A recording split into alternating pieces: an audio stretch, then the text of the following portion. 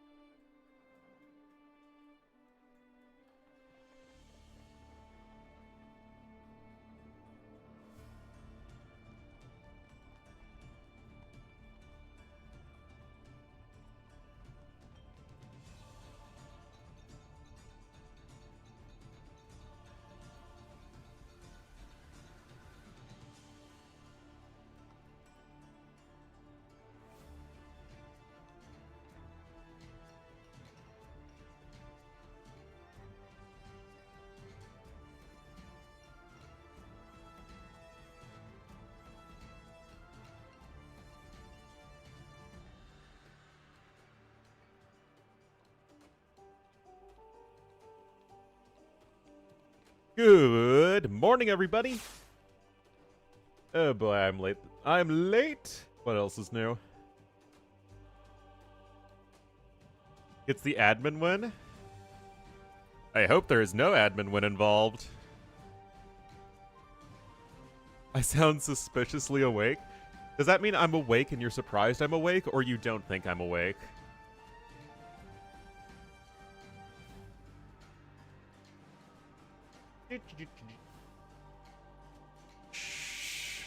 Unless these are Rex, I think we're good. I think we're on time.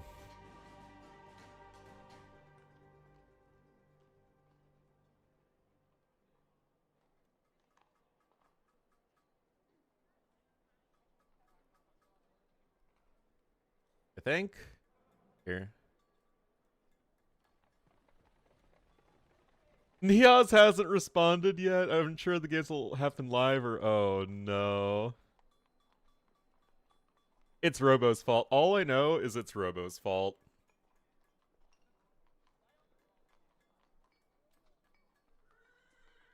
I don't necessarily... I mean, I don't really know Niaz well enough to have, like, a strong opinion about him. But is Hope a flaker?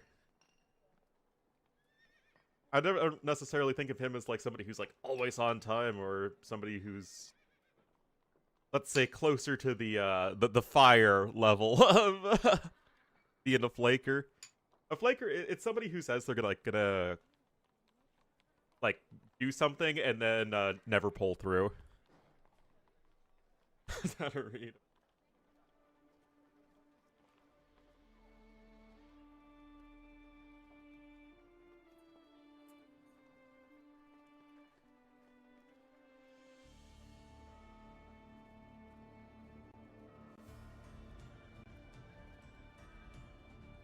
That's fair.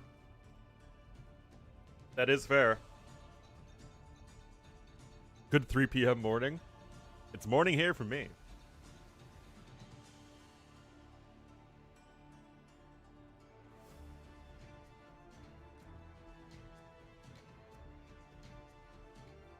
Niaz is here now.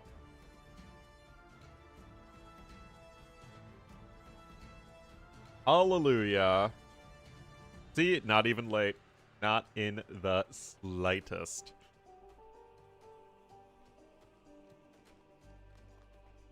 Also, while we're waiting, I made a new thingy yesterday, new meal.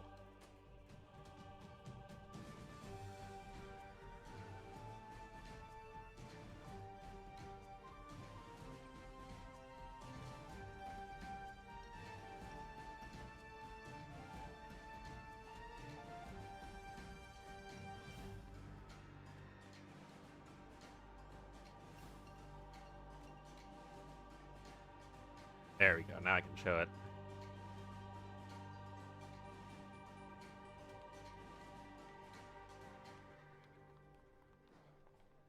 So I forgot to take a picture of it until I'd already eaten half of it. But I made Pod Krapao Gai, which was... we're growing Thai basil, or holy basil as they call it in some places, in the backyard. Oh geez, my foot. Getting the foot view in there.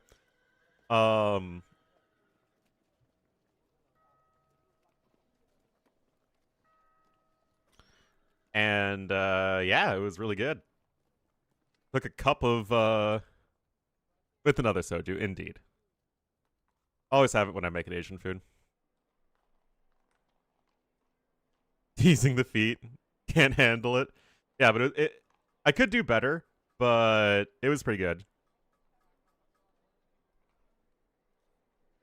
Glasses?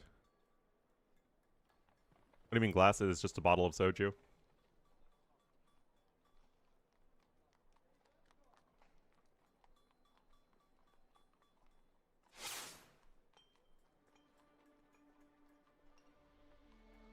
Picture, it was what I made for dinner last night. It was attempt number 1 at Pod Krapao Gai, or spicy basil chicken. Oh, geez. Oh, geez. Guys. This was not my best phase.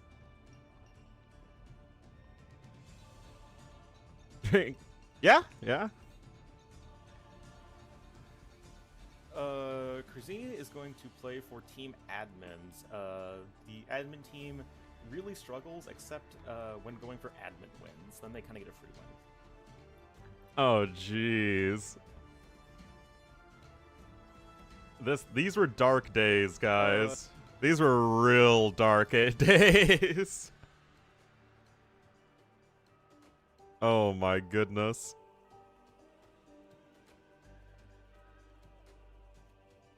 And here I was hoping that that had been erased forever.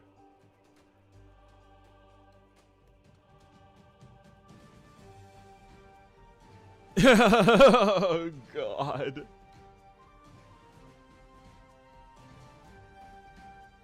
Alright. See if we have drafts at this point.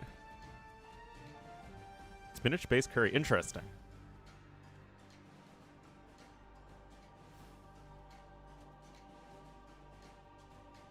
The new Prince of Darkness? Oh god. Oh god.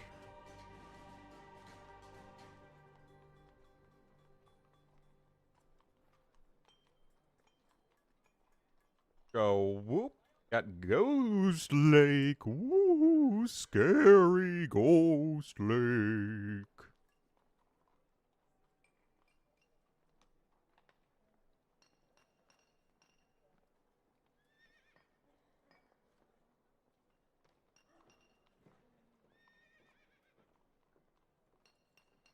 Oh yeah, and it's all AOC civs this week. Oh man, if we don't get ourselves some Mayans versus Britons here, game number 1. Oh, Neos with Mayans and Britons for Ghost Lake. Oh man, perfect.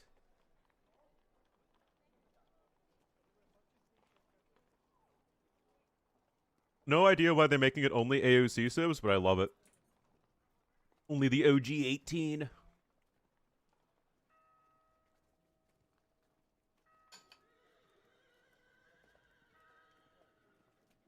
Why would it be Razor Romance? Clearly I didn't use one enough.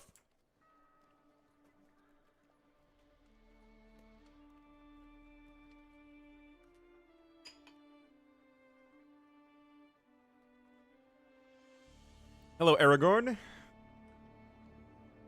For Neos? Because I made a boo-boo.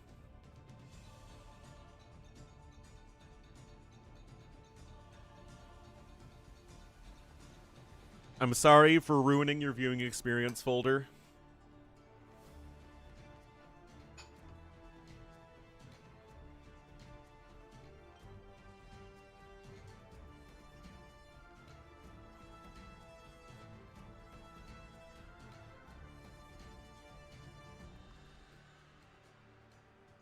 Alright, so hopefully we're in the lobby. Indeed, we are.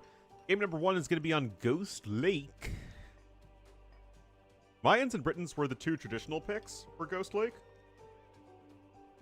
I don't know what Hope's going to go for.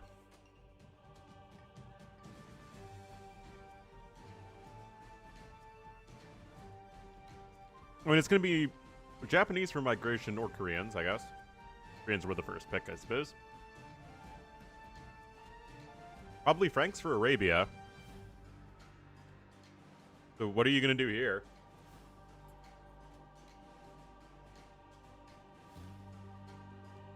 Elephant using a thorn whip. Oh, jeez.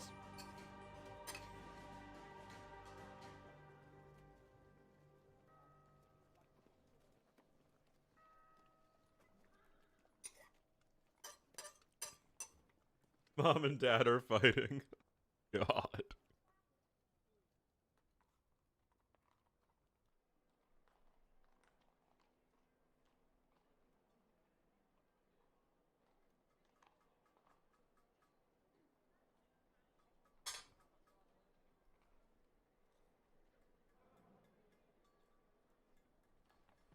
Korean for Ghost Lake?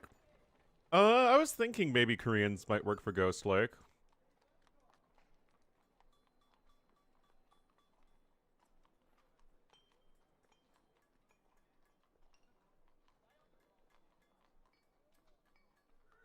Then a thorn whip would make sense, but I'm not Filipino.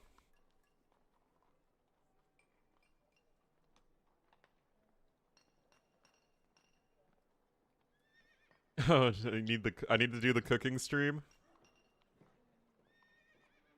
Except I cook at night, for the most part.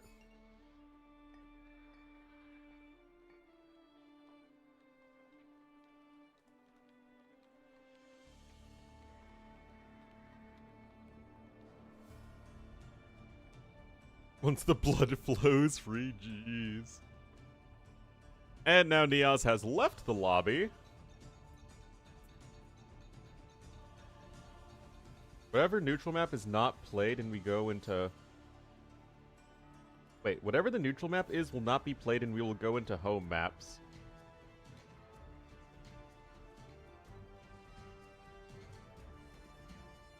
Oh, so we're not seeing Ghost Lake at all.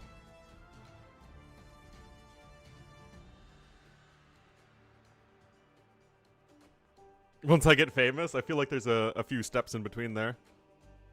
Get into admin loss? I feel like I should ask.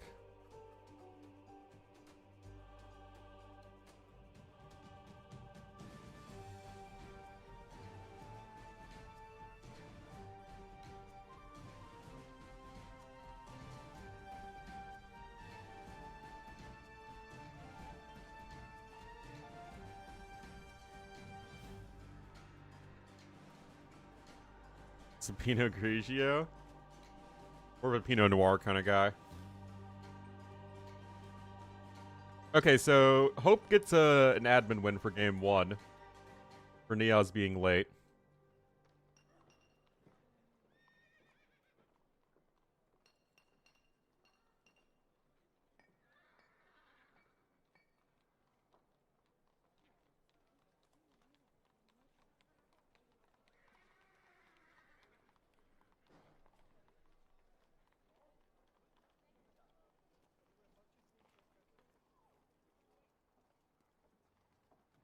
Alright, so all Hope needs to do is win one game.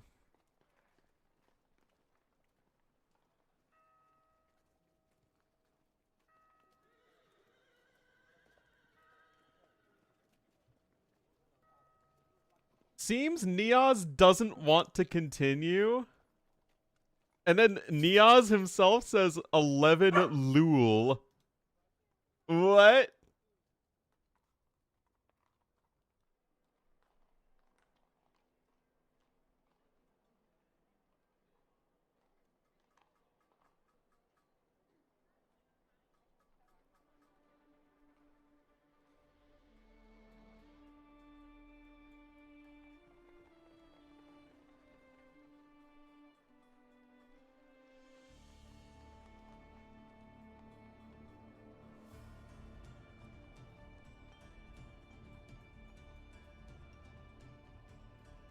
Why are these people still allowed to play events?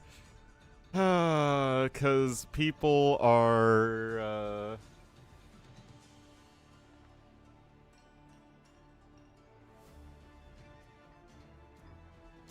I mean, if Niaz forfeits here, then I would absolutely ban him from future midweek madnesses.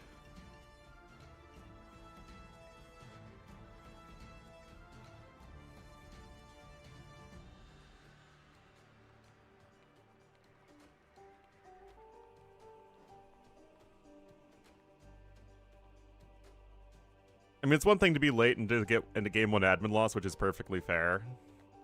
And just, you know, move on. No further harm done. But, yikes.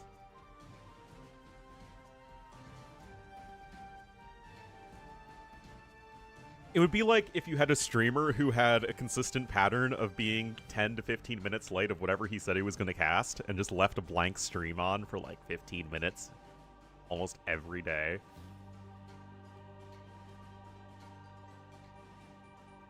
That would be the sort of pattern of behavior that would set up a lot of red flags as to, is this person truly a professional worthy of existing in our pseudo-professional environment here in AoE?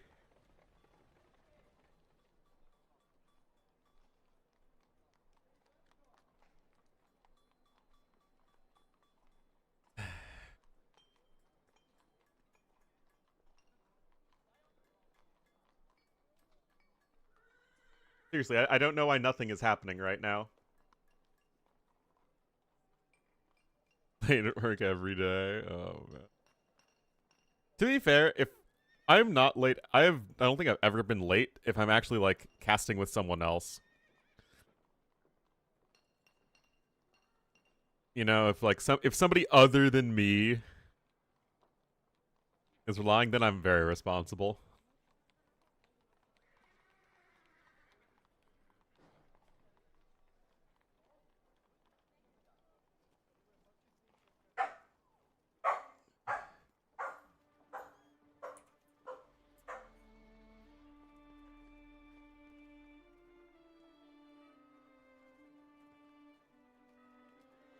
Well,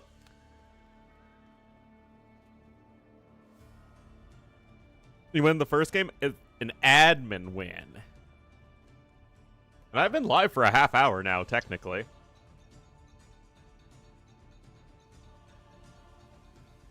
And now we have Stone Please versus Thunderbolt drafts. Oh no. Oh no.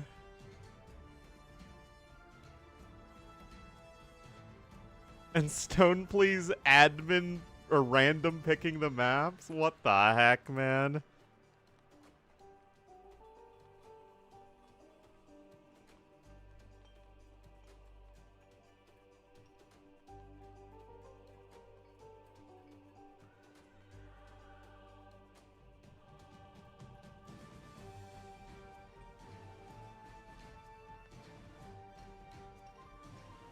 Oh boy. Oh boy.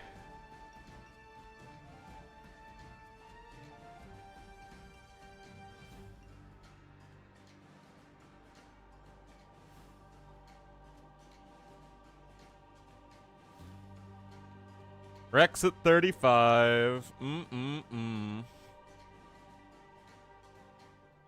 So, wait, who's playing here? Stone Please versus Thunderbolt.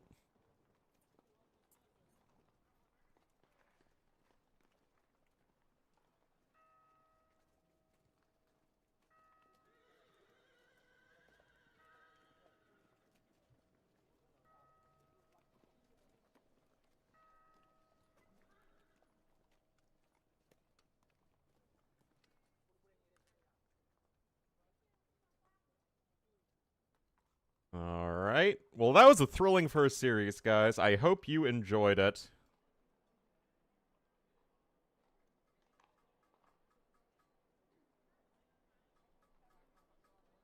Scoot.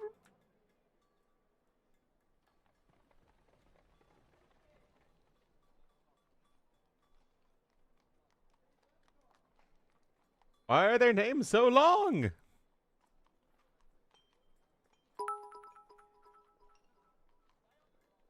Ornlu.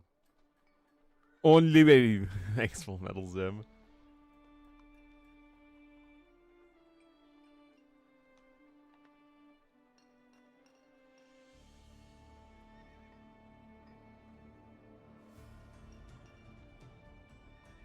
And for the first time, we get to use the Bulgarian flag.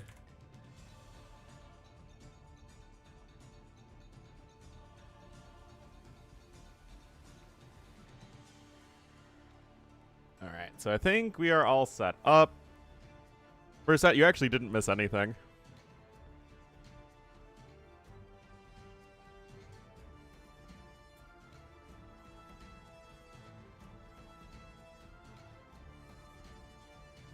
So did Neos. Lol. Yeah, so these will be Rex, so if I was clever, I'd make sure that Small Trees is on, because I played a game yesterday. It was on 4 Lakes. And I random Mayans into random Woo.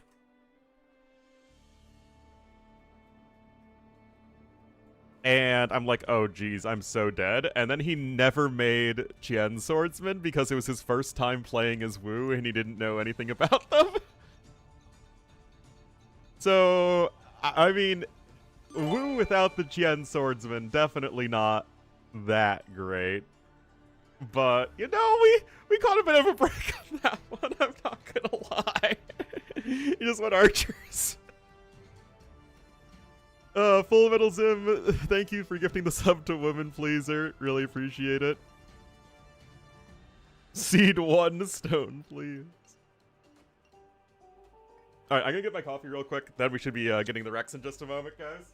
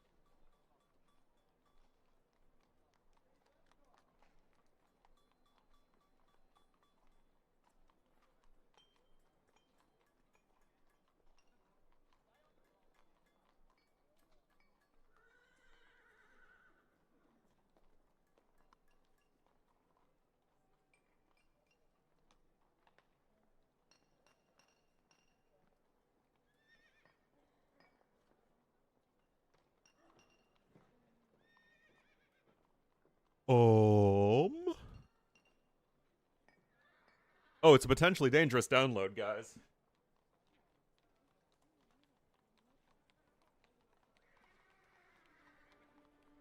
I don't know if we can trust Robo.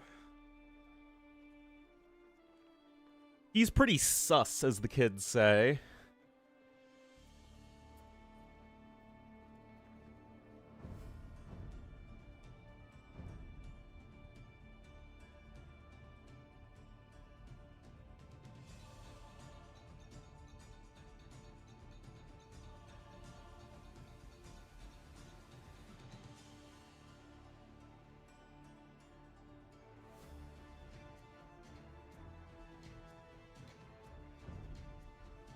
A bot network. Alrighty.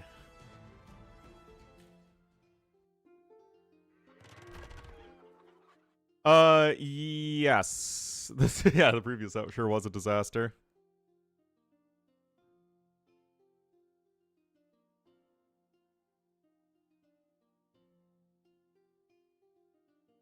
Yeah, well, we might check out that set. That's in like an hour and a half-ish. So we'll make a decision at that point. Yeah, that could be a very good set, in fact. I did see that. Alrighty, guys. Game number 1. Stone, please. Your name is too long.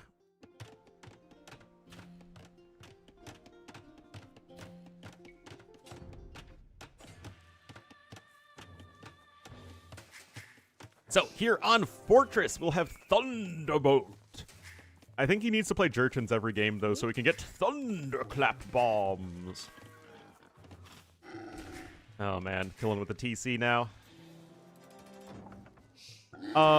Yeah, Red Koreans to the west and to the east in the blue as the Spanish. It will be the #1 seed of the entire tournament. Monday. Deciding who wins. Servidora. Yeah, seed 1 versus seed 16. 8 Vils? Does that yeah, that 2 shots it, right? 40. See? Monday. Because 7 Vils. Well, here's the thing. It's 7 Vils if you shoot the board twice. Presta. And then 8 Vils if you don't shoot the board twice. But I mean, if most players are like me and never adapted from the fact that you only need to shoot the boar once in DE, which I assume is most people. Because, you know, back in the day, you needed to shoot it twice, so most players will still definitely shoot it twice because they struggle adjusting to new things. Right? Right? It's definite. No! Stone, please! Oh, that was a freaking Kamiyuk boar. Oh, that was a freaking long distance hit right there, rip.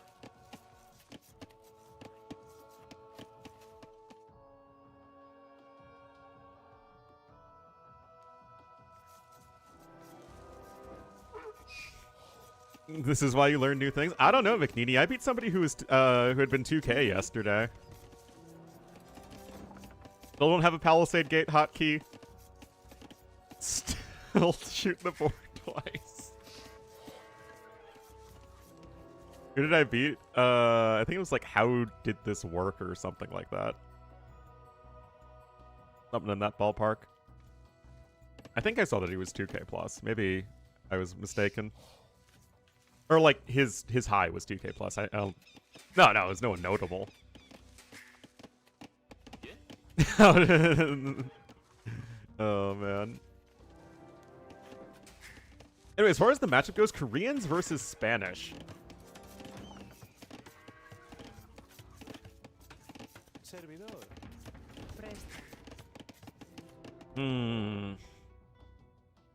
This is an interesting one. It really does feel like this is the time for Shinkichon rocket carts. If you want to program everything, yeah, that's always the struggle. There are more than, you know, 26 or so things in AoE 2 that you need to click on.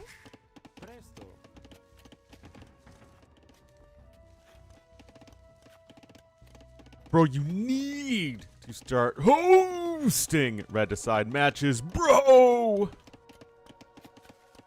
Bro, 20... Hundreds of viewers? I mean, I guess. But why do I do that? That's not why people tune in the first place. They tune in for my casting, such as it is.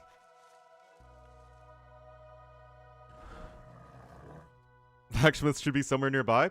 I just use the default one. If I actually, because you do need to go to jump to blacksmith sometimes. So I just have Control S, which is the default one. You tune in for the feet. That's true.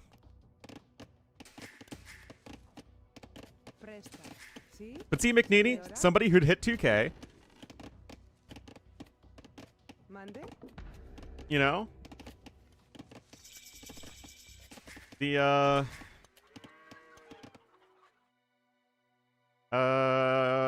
you don't need things like hotkeys for Palisade Gates. Was Arena? No, it was Four Lakes.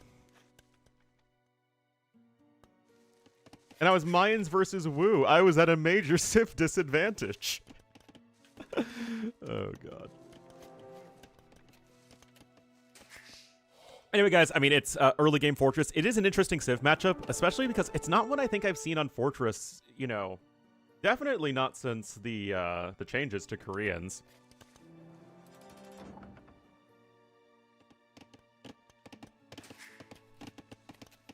Extra second to go to it. Yeah, I don't have the hotkeys for the upgrades because I feel like I just would accidentally start upgrading something too often. No, but still.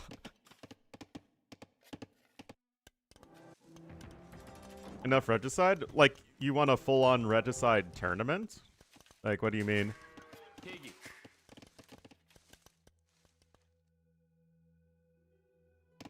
Alright, they're both on their way up to the Castle Age. Same population. Just a couple seconds idle time for Stone, please. Remember, he did lose his Scout Cavalry like a goober. Market Blacksmith over here in this corner, and you can wall yourself in. And this is actually a sick map here for Stone, please. Look at this. Both secondary golds are in the back. Just the system? Are you part of the system, man?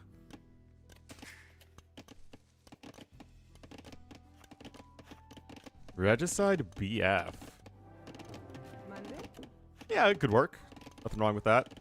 Seed number 1 privilege. I mean, not all of us can be seed number 1 in a tournament. All right, Castellade coming in. 2 TCs coming on up.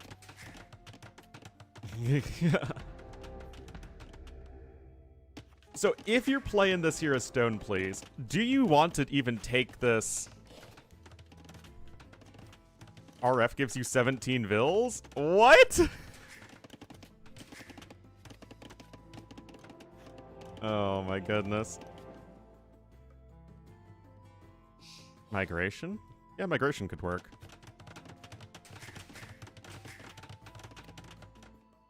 Has 10 vills now? Ah.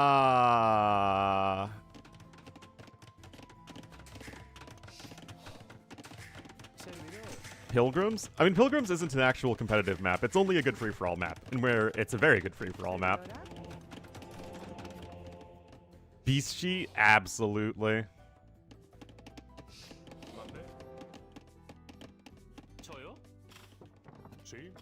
Yeah, I mean, Spanish are a really good late-game civ, and one that can work. I still would feel a bit more comfortable if Stone Please was trying to take this one aggressively, because Koreans really don't like facing somebody who's an age ahead of them. Most of what they do that's like halfway decent is vulnerable to things like block printing monks or trebuchets or bombard cannons if they do fall an age behind and like losing to the past Imperial Age race. Vault Fortress, I mean, that makes sense. Just so bizarre.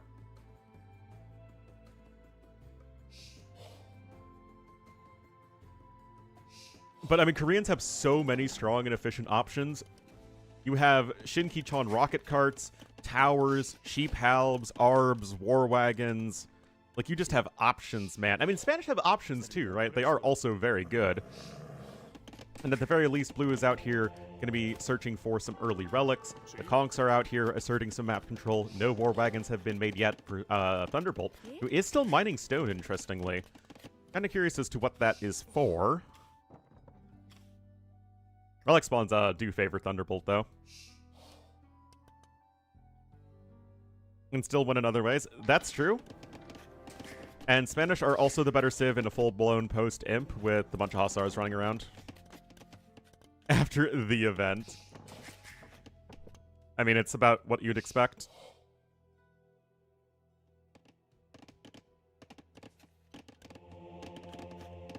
No, relics are coming in here for the Cardinal. Conk's just being a little annoying here. Thunderbolt is ahead, though, in resources collected for now. Fletching coming in.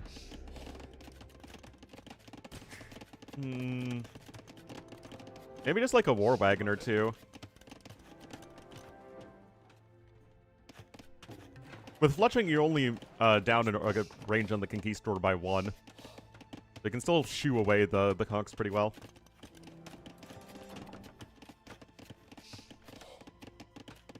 Hello, do all the quests. See? But yeah, I mean, at this point, Stone Please is just freely taking the relics without a care in the world. Gotten extremely tired of it? What's the only thing Koreans do? I mean, Spanish have always been the FC Conk civ.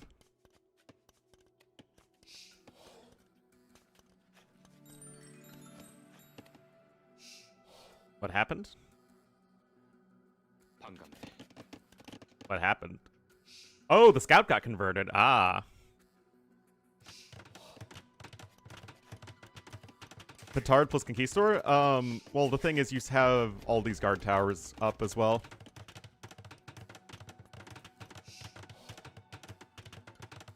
Anyway, 4th TC here for Thunderbolt. I mean, and for Stone Please. These guys are both chilling, and it'll be interesting to see how this one matches up in the late game, especially because even if we favor Koreans in general in the late game, it is going to be our blue player who has at most, if not all, of the relics.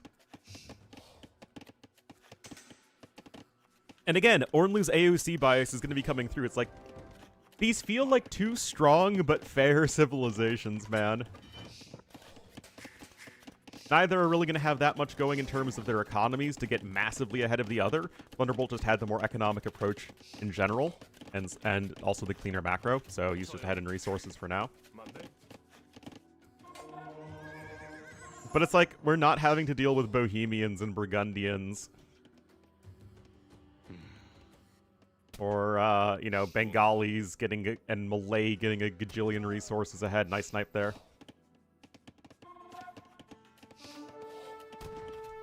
Oh, da bear. People, he means Malay, Burgundians, Cumans? Yeah. That is true. Red has more wood around his base. But Blue's base is super, super safe. As he is a bit closer to the edge of the map, so it's going to be more difficult to raid, but it's Koreans aren't really a raiding civ anyway. If Koreans, you know, historically wanted to raid, it would mean they would have to have left Korea, which is not something they did all that often.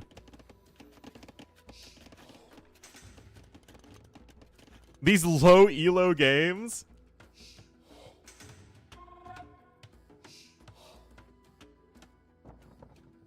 I don't know how to tell you this, but these guys are actually pretty good.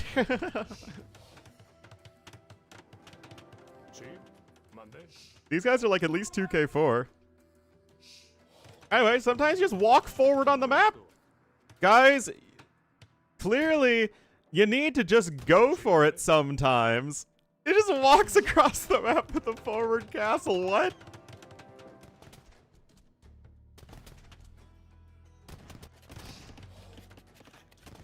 Okay. Comparatively. Yeah. I bet you think that these guys are plebs. All right, Archie Rage coming in here. Both players are going to click up to Imp soon. Please tell me we're not going to see Skirm v Skirm.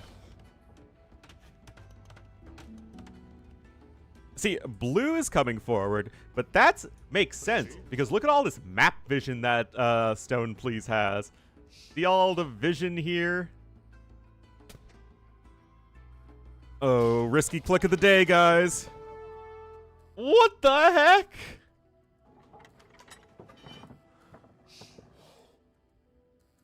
Why do I have cheese feet?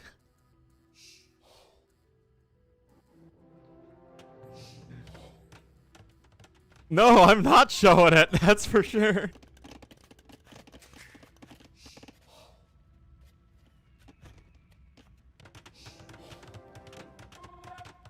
Expected to go unique unit? I mean, if this gets to Skirm v Skirm, then Thunderbolt should just start making a bunch of rocket carts, man.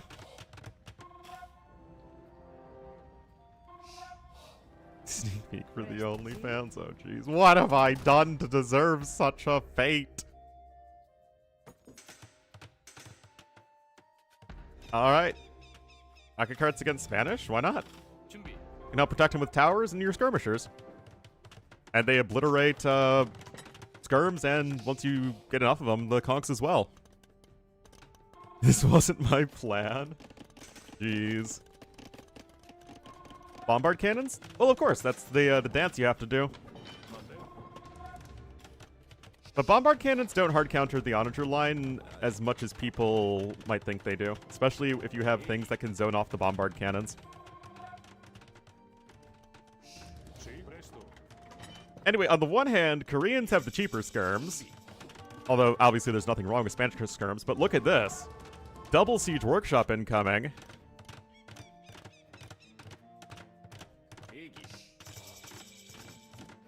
Dash what?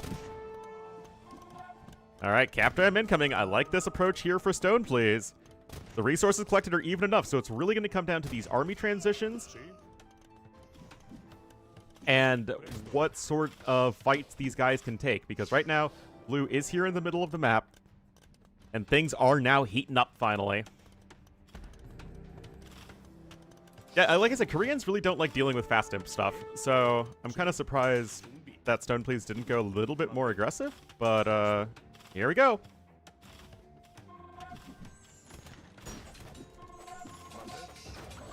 Those Rams aren't going to do a whole heck of a lot. Remember, guys, unfortunately, Koreans don't get sappers. I did know that one.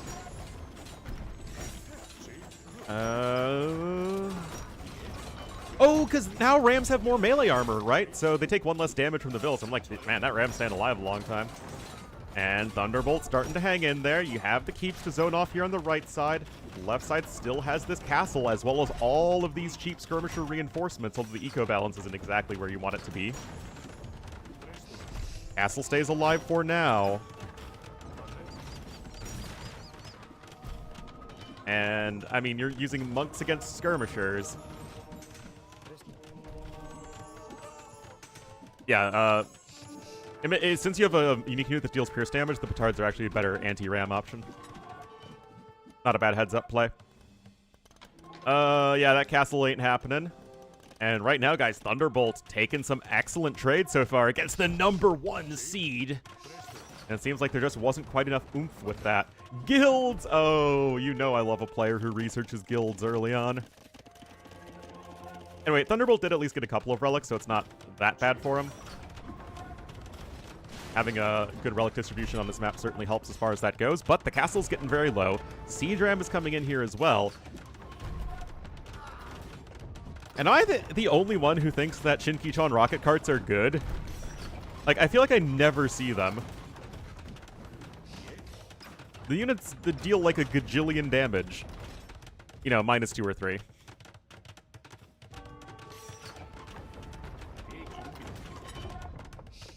Yeah, because they suck. Boulder. Diplomatic as always. Make bombards? Because they crush rams better and skirmishers? Alright, siege rams in.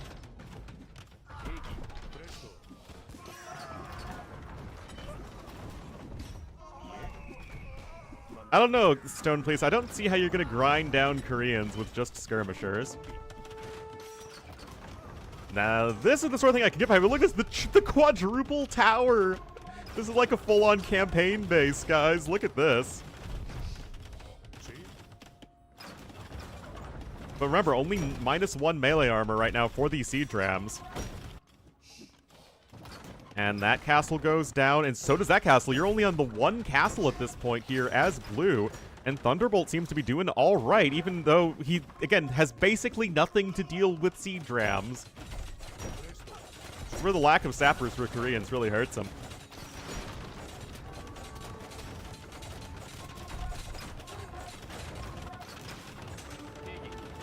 Okay, so gonna mix in some Fire Lancers. That's certainly can work. The Cav patch? Yeah, we're playing on the live patch.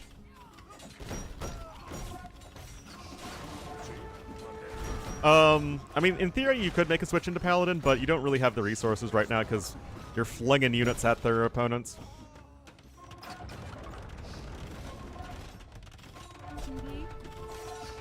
Alright, castle does go down, although you still have several of those keeps alive.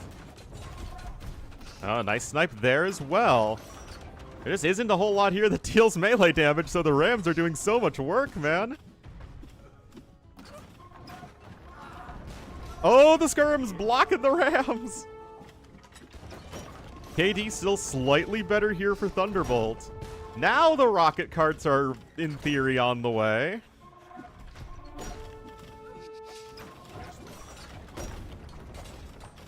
By the way, guys, Stone Please was another one of those guys that back in the day I'd regularly beat him on the ladder, and then he got good and I didn't.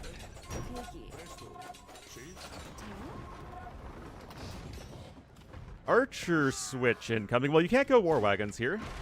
Still, you're up against skirms and rams. I'm not entirely sold on the arbs.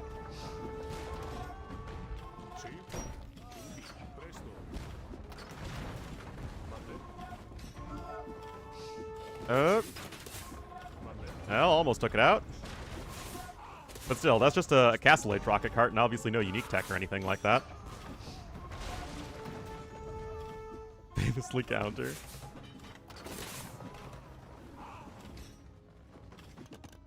And remember, Koreans do get Gambesons, so you're only taking the, was it 1 damage, right, from skirmishers?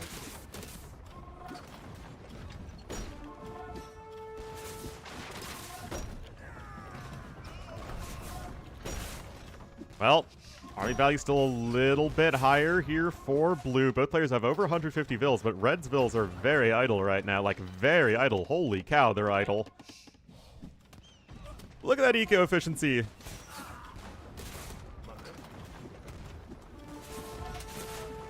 Oh, goes down. Well, what do you know, guys? As soon as the rocket carts start to come on the field, literally, as soon as they start to come on the field, Thunderbolt starts taking better fights. And there's heavy rocket cart incoming. But you still have to deal with these trebs. And again, the eco management for Stone Please is a fair bit better at the moment. No Supremacy, though, is absolutely bonkers at this stage, though. Head of labor statistics. Okay, there's Supremacy.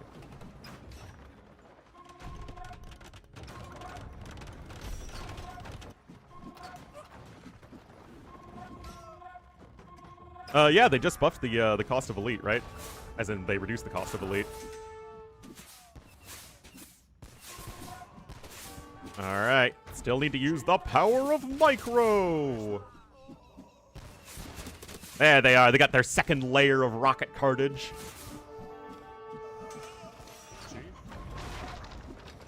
Oh, gets one. Oh, doesn't get two.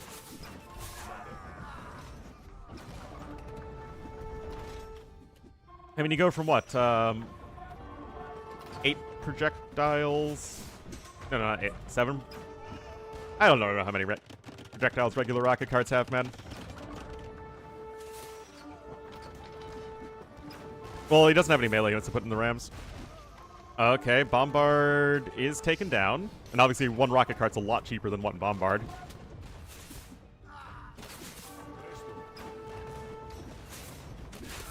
But this is what I'm saying, guys. Bombard cannons, although they are a good counter to the Mangonel line, or rocket cart, same thing, it's not as like, oh, as soon as they're on the field, the Mangonel line becomes unviable. That's very much not the case. Anyway, Thunderbolt trying to hang in here on the one side. And no masonry in, so these rocket carts are going to start nuking the buildings. Well, yeah, I mean, he doesn't have any melee units. He's just now trying to make a switch over into the light cav. But he doesn't have anything to actually push the trebs. Okay, nice snipe there. Fire Lancer's still missing some upgrades, though. No Gambesons yet.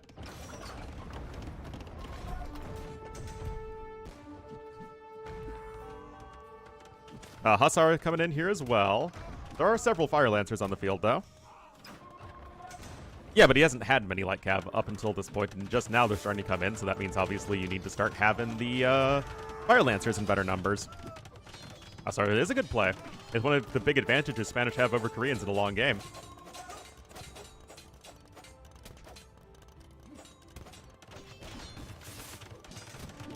Oh, there's a rocket cart hit.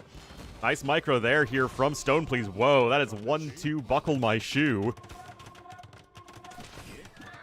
Still, Elite Fire Lancers are in.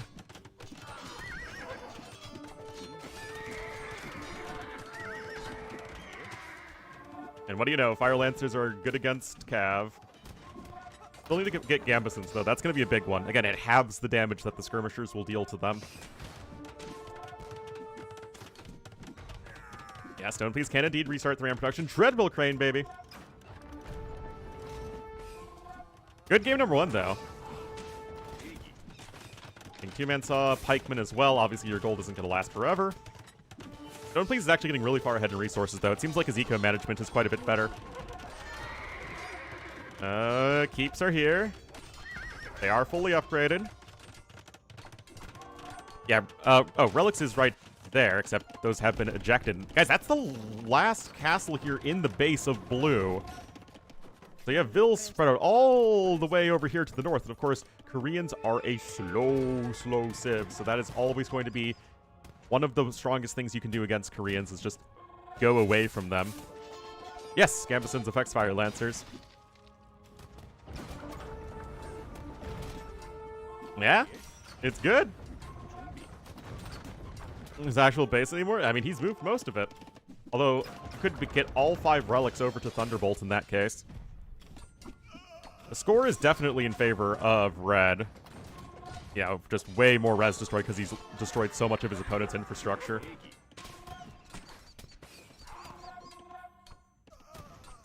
Well, got some Spanish hand cannons as well. Gold will certainly be important, and I imagine that Thunderbolt has spent more of it than his opponent has. You can see that Stone Please is still banking up plenty of gold there. Much, much less the case here for Thunderbolt. Those Fire Lancers are very expensive. I honestly think they're still probably a little too expensive on the gold.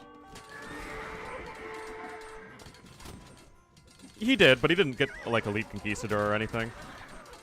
Still, I mean, the Fire Lancers do their job, that's for sure. Arson coming in. I'm still not getting Gambesons because I really don't think Thunderbolt knows that Gambesons affects Fire Lancers.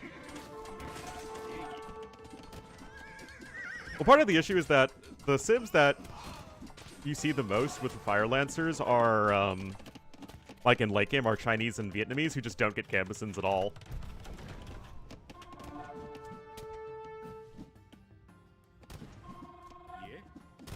Champion switch? It certainly could work. I mean, obviously it'll clobber both of these units. And the rocket carts are all gone. I mean, yes, red could switch into hand cannons of his own, but those could be sniped by skirmishers. Ah, indeed, blue did get all 3 relics. Nicely done from him. I know, isn't it? It's like we're watching actual AoE civs, guys. Isn't it exciting? Mm-hmm.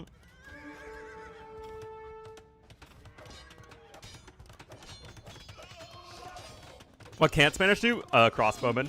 They do basically everything else.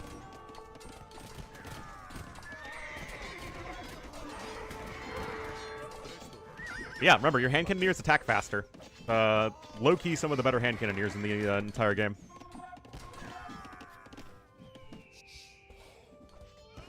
You rushed an imp? I know! Yeah, Fire Lancer numbers are depleting rapidly. Remember, 45 gold a pop. That is not a cheap unit. Zappers! Oh, thank goodness they had the super quick research time there.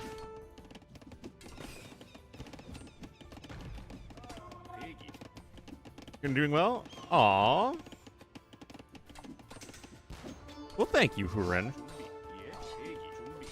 Spending all of that time in Angband will really hamper one's ability to watch Age of Empires. It does not look good for Stone Please, as Thunderbolt is continuing his march to the north. Got keeps all over the place here. And remember, these keeps do outrange the bombard cannons. It's 13 range on the keeps versus only 12 on the bombard cannons. It's really, really tough to make work without trebuchets. Now, you do have one more castle up here to the far north of the map for Stone Please, but obviously, that's all you got. Well, I think that Thunderbolt's done a really good job of, like, even from this initial push, he cuts off the entire southern portion of the map. He's going to have more gold income here, an entire 2,400 gold that he can mine all himself. Yeah, it is. So I really like how he did that.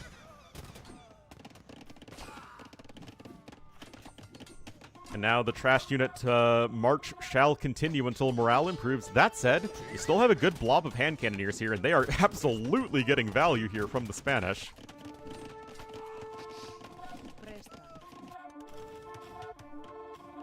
And Stone Please even has a higher pop. So, again, Thunderbolt's score is, like, comically higher, but so much of that is just buildings destroyed, which actually really inflates your military score based off of, like, how much it actually impacts you at this point in the game. Stone Please researched both Supremacy and Sappers. There we go, guys. Here we go. But thankfully, Architecture is in. Still, look at these mini siege units. Look at them go. See? Monday? Oh, that's how you do it, guys. These are fully upgraded Korean keeps, by the way. See? Hey, la, hey, do-do-doot. And you still have 5 TCs, technically. Oh, there's actually a little gold in the back here as well. Just now getting 2-man saw. And this push to the north continues. Bombard Cannon going to try and get a little bit more value, but Thunderbolt is really going to start to run out of gold units. They'll have some hand cannons in the back. Again, these 7 hand cannons have already 39 kills.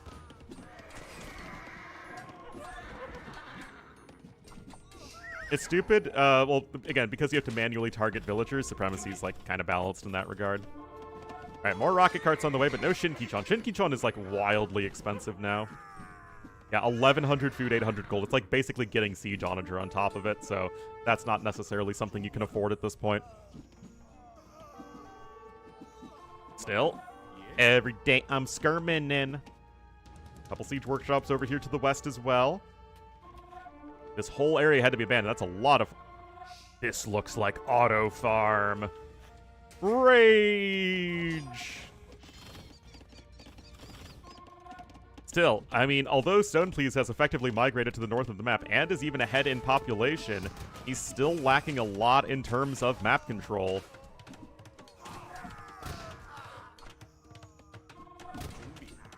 Still, those hand cannons are doing work, and honestly, I imagine that Thunderbolt might have even won this game already if he knew that Gambesons affected the Fire Lancers.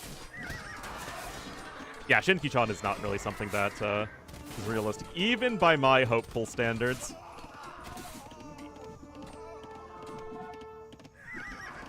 Well, the thing is, the champion switch takes a very long time.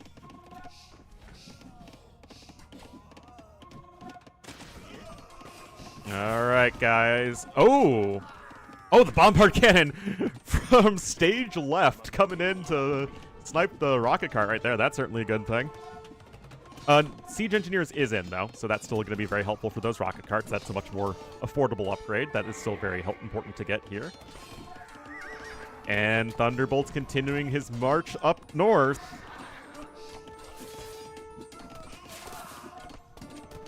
Oh... I mean, still, it's tough, man. Skirms are doing their best to target each of the hand cannons. These Hussars are dropping like flies, trying to close the gap onto the rocket carts, and Stoneplease's population is dropping like a rock. It's dropping like a rock. Oh, you want Vills sent? Vills are getting sent.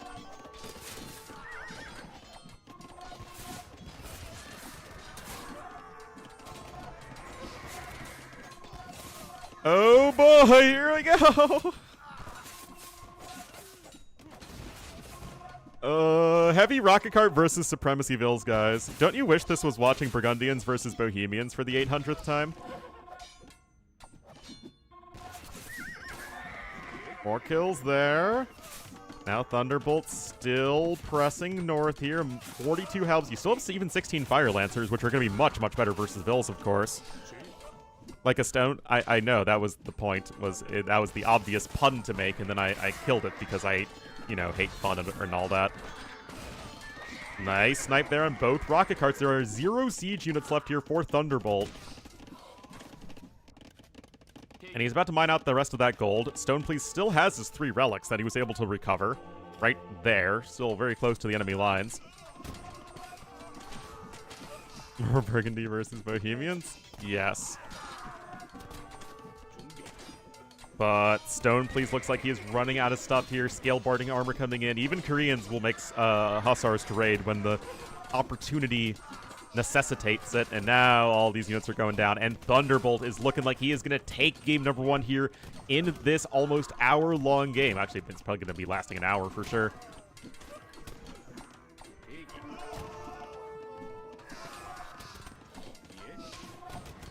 But part of me really just wants to message Thunderbolt that says, hey, Gambesons affects Fire Lancers. Part of me really wants to do that, man.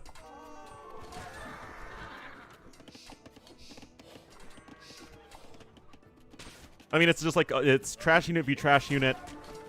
On the one hand, Spanish have, I would say, classically considered one of, if not the best trash unit games, especially with Supremacy Vills thrown in. But right now, it is just the fact that, honestly, even having a few Fire Lancers that Thunderbolt's continuously been able to mix in, it helps so much versus these Vills. Because the Fire Lancers, you know, they have 85 HP and 12 attack here. They can still kill the villagers.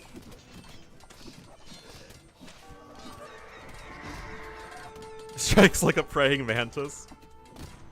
Yeah, they did a nice job on the... Oh, wait, I still have the LY Cup logo on. Oh my goodness. Anyway, Hussar's now in here for red. Just have that utility there. Make sure you...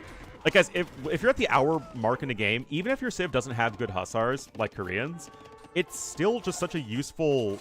It's so useful to have all of your trash options available to you. So you can kind of dance around the different army switches as in a super long game. There are 3 projectiles that deal 3 damage each that cannot be blocked by armor. Anyway, again, it's like these hand cannons are so valuable, and yet they're so difficult to keep alive. Did I stream yesterday? I streamed for a very short time yesterday. Dang, boom. What was that, like 140? Wild.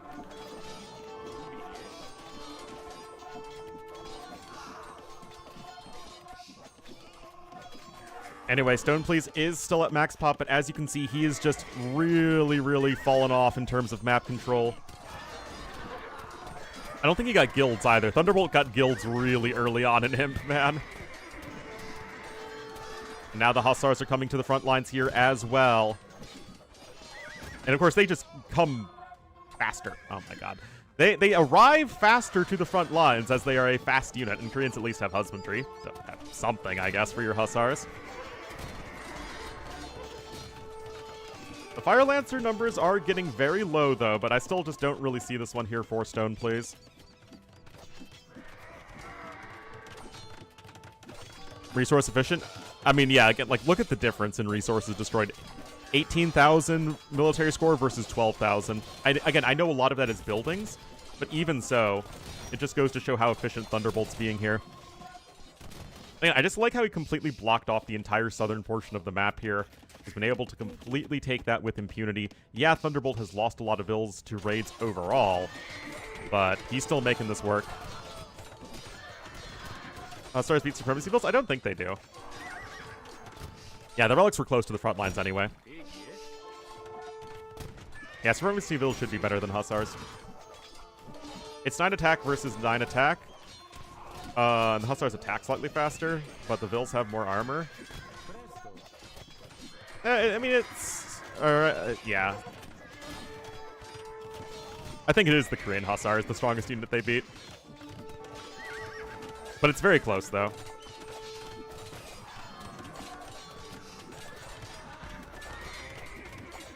Alright.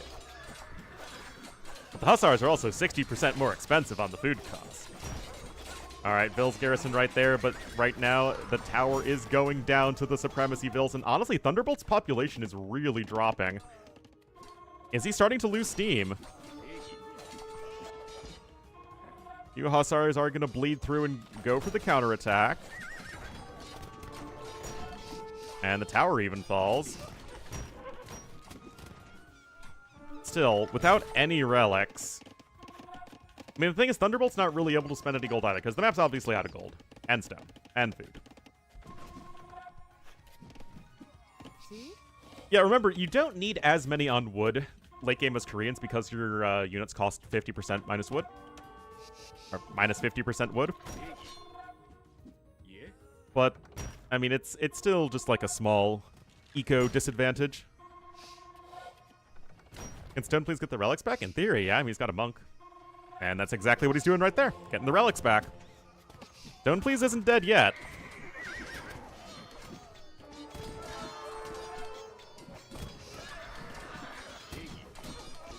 Hussar's able to juke several of the halbs, and the ram isn't doing anything either. Right now you're just charging up a hill here.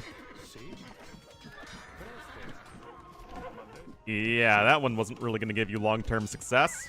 Or short-term success. And now Thunderbolt's really struggling in terms of the macro. Stone Please is just hunkering down. Got another tower incoming from Thunderbolt, and now one more rocket cart. I mean, remember, there are... The only gold units on the field right now are 4 hand cannoneers, 1 monk for Thunderbolt, for Stone Please, rather. See? Better spot. Well, I mean, again, in the pure trash game, you still favor Spanish in general. And look at this. Those Hussars that escaped earlier are now going to actually start to go after the Vills. That is going to be very annoying for Thunderbolt to deal with. Yes, he absolutely needs production further forward. Oh, there's so many skirms bunched up there. Oh my god! Oh, and then you nuke your own units. But still, that was a great hit. Still losing Vills there, and a lot idle right now for Thunderbolt. I mean, Stoneplace has been, in general, just better with his Vill efficiency. Yeah, some Rams would be nice. But Stoneplace is proving himself very difficult to finish off here. He still has at least some wood income, although obviously not much left at this point.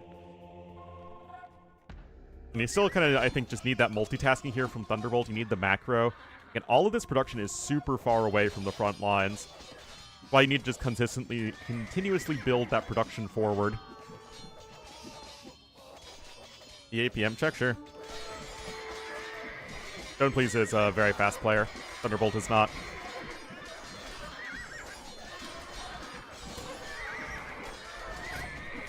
In a sloop. I know, guys! I'm telling you, it's like AOC civs. Giving us good stuff. Anyway, beautiful snipes there, and there are 0 hand cannoneers left on the field. And you have a decent amount of gold left still, as Stoneplace. But now Thunderbolt's the one who's having to run for the hills. I mean, he's super far ahead in the KD, but he's behind the Spanish player in terms of units produced.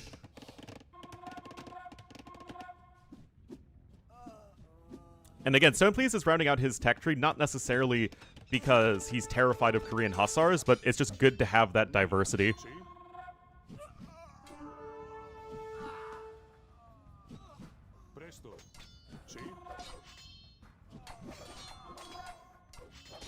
Oh boy. Skirms are still getting more value though. Few Fire Lancers, but I mean, they're such an expensive unit in the late game. I mean, Eagle Warriors feel so much scarier than Fire Lancers do. Like, Fire Lancers feel like a solid unit, but 45 gold a pop is a lot. Fall on your ass. Yes, that is exactly the case. Anyway, Stoneplace's gonna retreat right back up to this hill. Thunderbolt simply cannot force with his production so freaking far away. We played I have no idea. Alright, now gonna keep a few more hand cannons. And look at this, guys. Stoneplace is starting to get himself set up on the far east of the map, because he still does have a TC over here, can make a few Vills.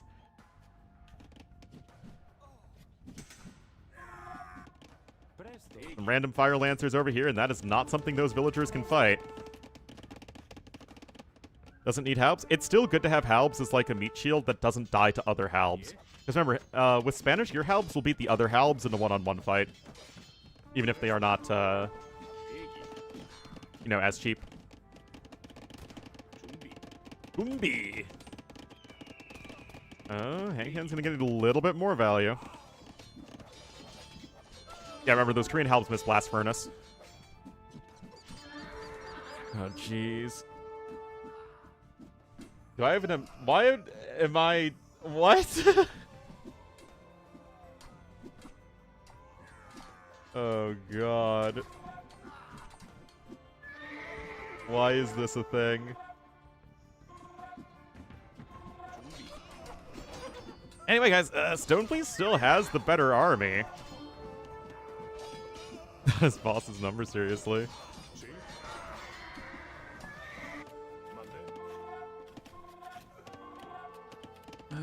Guys, I'm not too sold on this for Thunderbolt, who has a 7,000 score lead right now. Cowboy there.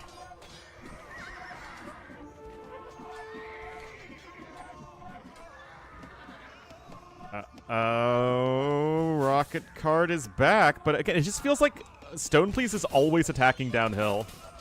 And, I mean, only one rocket cart in this sort of fight isn't likely to do much. It's like, it's why rocket carts and onagers are not that good in campaigns, right? It's because you just have units streaming forward constantly.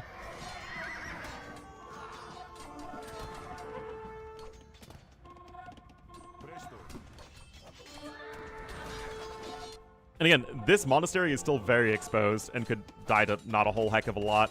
And those towers are going to go down to the Spanish villagers.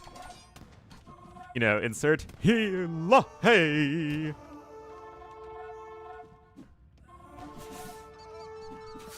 Well, the score is also a lot in buildings destroyed. You just don't have anything to deal with all these skirms and hussars.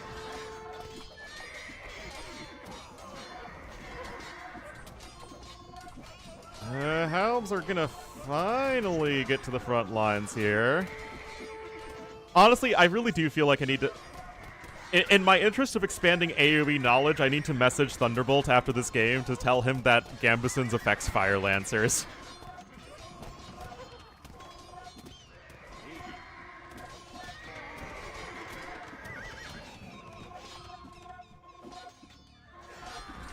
After the series? Yeah, that would be...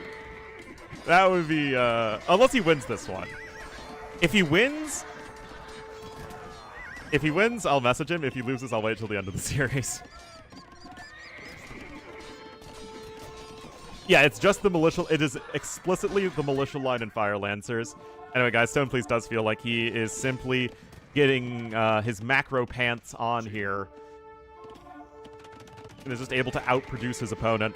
And, like, Thunderbolt's just not taking good enough engagements. The guilds is now coming in.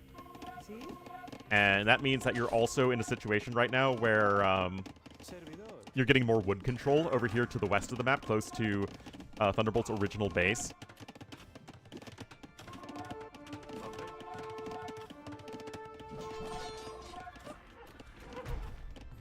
I mean, Stoneplease is already getting his forward production down.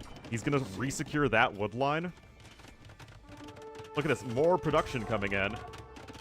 And a trade cart! Oh man, assassins are concealed here. I mean, just think how much damage that these Fire Lancers have taken because they don't have Gambesons.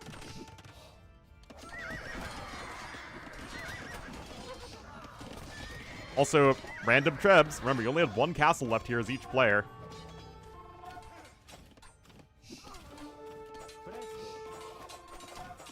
You're still losing a lot, though. Here's the thing. Your Q is really good as Stoneplease, don't get me wrong. Oh, that castle's also low in HP. Jeez.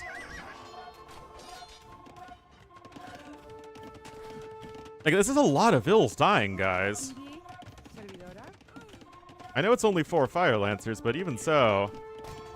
If, and this is still a big if you can stem the tide of Stoneplease's skirm blob here, which is at 60 right now, and I really don't know why Thunderbolt isn't making skirms of his own, by the way.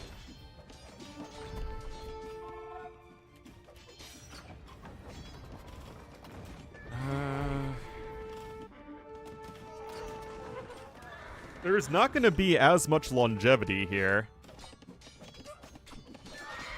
But look at this, Stoneplease is actually catching up in the KD here finally when he was behind by like over 100 before. Oh, jeez. Oh, no. We got... This Hussar attack is not going to get the job done at all. Oh, my goodness gracious. Mercy me.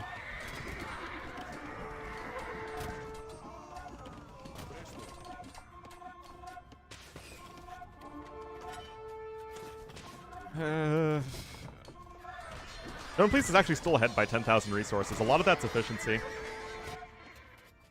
And look at this, guys. Remember, Blue's starting to build up here on the right side again.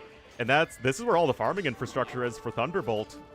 He's now actually starting to lose population like crazy. Uh-oh.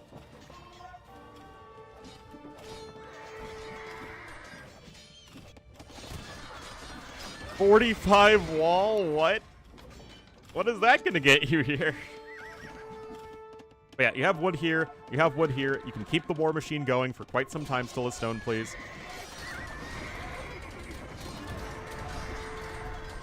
Oh, it does. I mean, this is just a fantastic game all around. But it looks like Stoneplease is going to be able to just muscle his way to victory, never giving up, expanding to the north away from the attacks, and then being able to pressure on the sides. And again, use that mobility that he has as the Spanish. He cleaned up all the towers with these villagers. I mean, there's just a lot of multitasking here that Stoneplease was doing better than Thunderbolt in this game. It is a very Hera-esque game for sure. Again, it's just sort of like that inability to give up the continuous spamming of units, and then just finding those map control pieces that are necessary to just sort of keep the game moving. Keep working towards that win condition. And now this feels super over. Yeah, I mean, I do think that Stoneplease definitely danced around the trash unit tech tree a lot better. I mean, Thunderbolt feels pretty broken at this point, so I don't think it really matters, but I mean, I generally want more than 88 pills. I mean, like, these are the only towers left, other than, like, I don't know, the starting ones. Anyway, this is the final castle of Thunderbolt. And this skirmisher blob just never got taken down. Super Trash, I mean, it's more complicated than that. In this game it was, but not necessarily. Anyway, population dropping like a big ol' rock. That he has to go. Castle down, 0 castles is not a great way to win a game. That is almost an hour and a half long.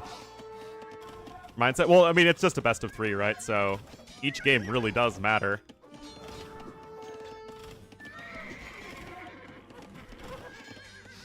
Also, another example that RF is a fantastic map. Just throwing that out there. Yeah, it's a little slow in the early game, but this is how you get games like this.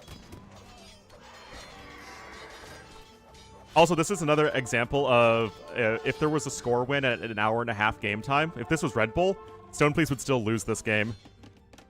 RF, I'm sorry, just F. Just press F to pay respects.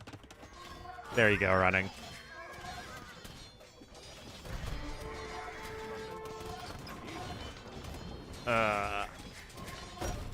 How are you going to do in this tournament, running? I mean, you came so close last time.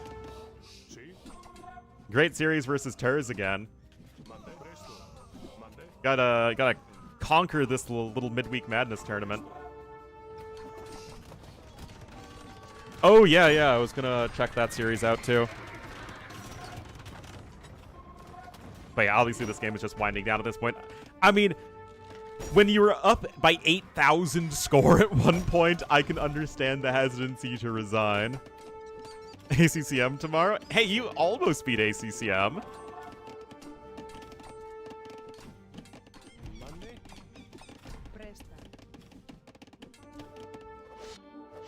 Anyway, yeah, I mean, just look at this. The entire map is now blue.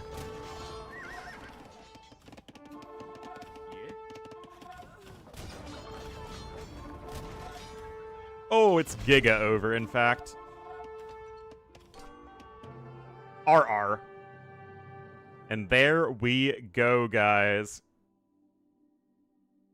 Stoneplease takes game number 1. I mean, it was a fantastic performance from both players, but at the end of the day, Stoneplease able to just hunker down, keep making units, and keep going towards his win condition. Just taking every single efficient fight you can. You can see more of everything collected except for Stone. Ironically. But yeah, that was a really, really well-played game, and it was just a lot of fun. I mean, one dude made almost twice as many skirms as the other, and the guy who made more skirms did win. Just throwing that out there. Gently lobbing that into the breeze for your consideration.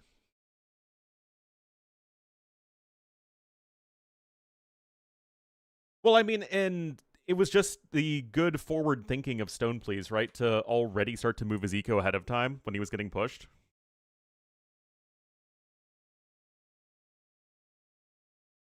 Is the Spanish over the Koreans? So that was actually the last pick there from Stoneplease. Oh, absolute toxic draft. I never really got the impression that Stone Please was very connected to the rest of the German-speaking community.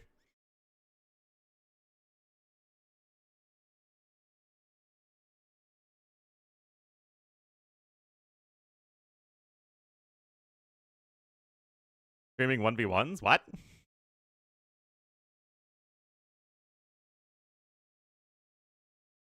Your meta can be changed?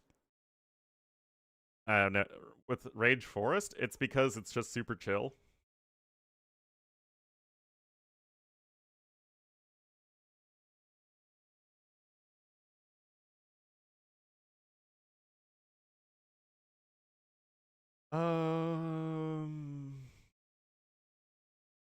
Oh, yeah, that's what I was doing. I was looking to see if Daniela was going to get into game number 2. That's what I was doing.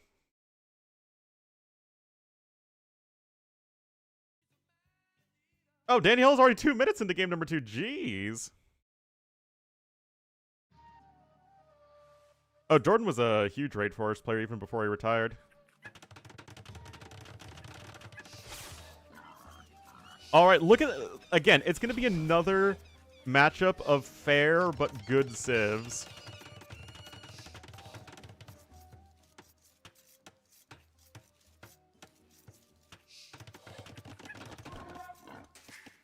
All right, guys, here we are. Game number 2 in this best of 3. It is Arabia. Whoa, whoa, whoa, whoa. Stone Please going to come in here with the Insta-drush. Wait, what is he doing? Heavy Night meta comes? Sounds like it needs more skirmishers. Oh, it's those wily wabbits.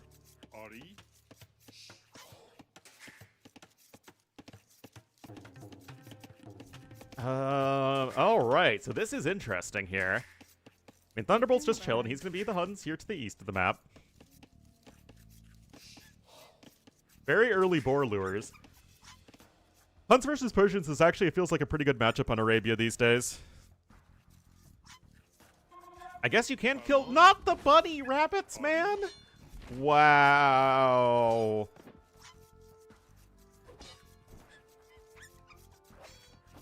Frickin' bunny rabbits.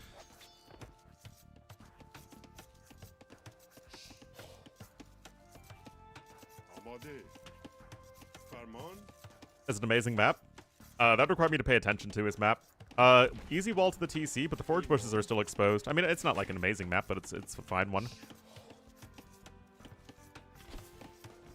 By extension, a skirm enjoyer, but that's every matchup. Oh, look at this! Uh-oh, Thunderbolt is caught off guard by Stone Please, and oh no! Drush your opponent's chickens? I don't know if it's worthwhile, but like it's still a little hard to say because the chicken meta is kind of new, even still. But if you're civ like Persians who can go for an insta-drush, the other of course being like Lithuanians, it's doesn't seem that impossible. I mean, this is a full 3 militia drush too. Find the 10 gold and everything.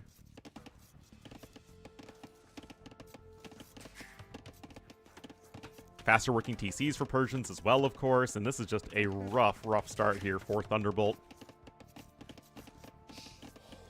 Yep. There you go.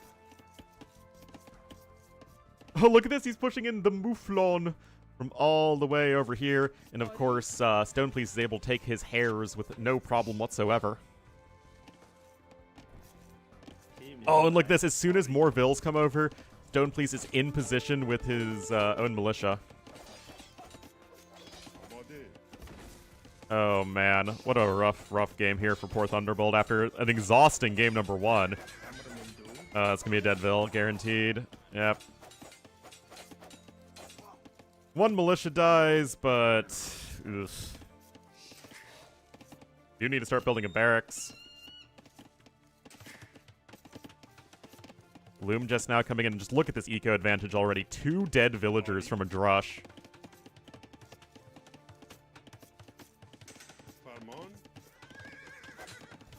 I mean, at the very least, you will have the feudal age timing advantage. There to kill Vills? I mean, with the Drush, you're there to kill Vills. You're usually getting your hopes up too much if you think you're there going to be able to kill many. Phrase like bunny rabbit. Basically saying, I don't know if there's a name for it. But you have like bunny rabbit, you have kitty cat, puppy dog, like those sorts of things to like make it sound, I guess, cuter.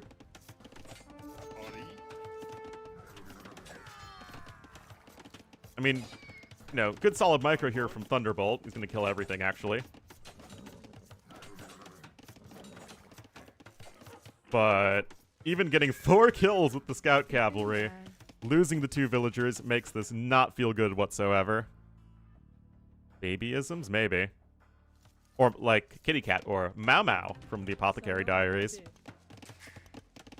Love that show, man. Alright, Scouts coming in. Still, 19 Vills versus 24 with Feudal Age just around the corner.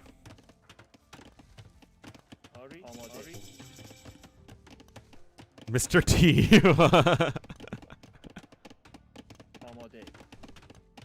wall from stone, please.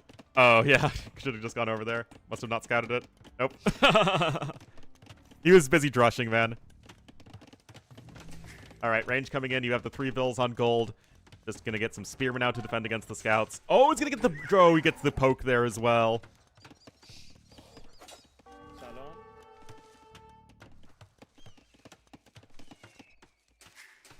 Okay, gold income is going to start now for red. Note that he was not able to grab horse collar when you normally are easily able to do that as Huns if you're going for a scout opening.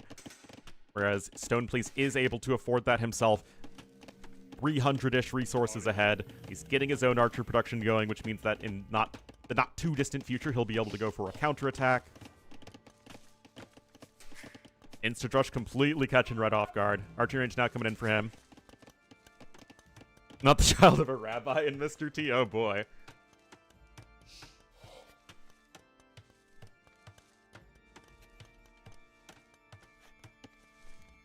Slowly expanding the walls at the front of his base.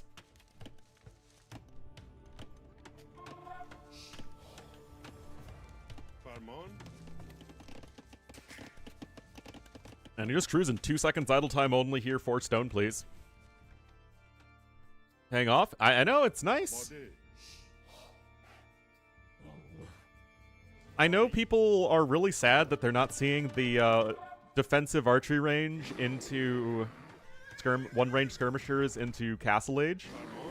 Into Cav archers and skirmishers. But personally, I find it refreshing.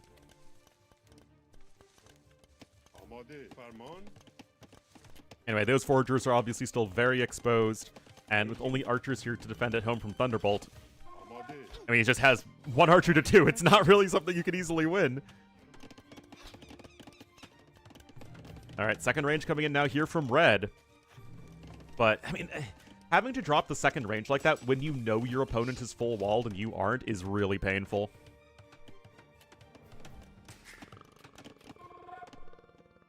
What animal sound is that?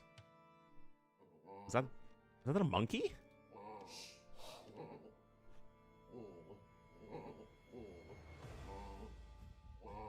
I don't think monkeys sound like that. What? Why does the monkey sound like a bear? Oh, there's the bear. No, this was the monkey sound, though. Oh, my goodness. How do monkeys sound? Like they screech. You know? I've been to the zoo. Several zoos, in fact.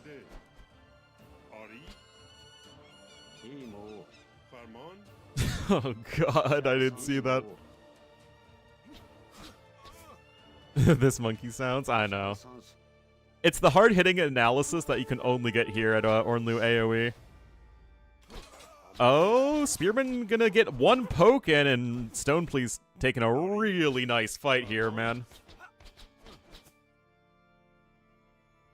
Had a Archer Armor coming in, you can see that Stone Please is still getting even further ahead in resources. Jeez. He's got Wheelbarrow, too. Is accruing a little bit of idle time, but that's just because he's going to click up to Castle Age here in a moment. Jeez. Really strong series here from Stone, please. Worthy of the #1 seed in this tournament. Still don't figure out how that happens.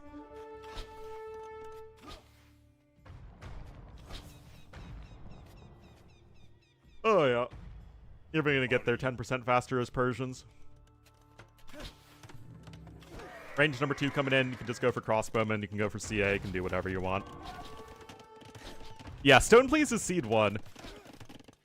Why Stone Please is seed 1? I wish I could tell you. Anyway, that archery range is being denied for now.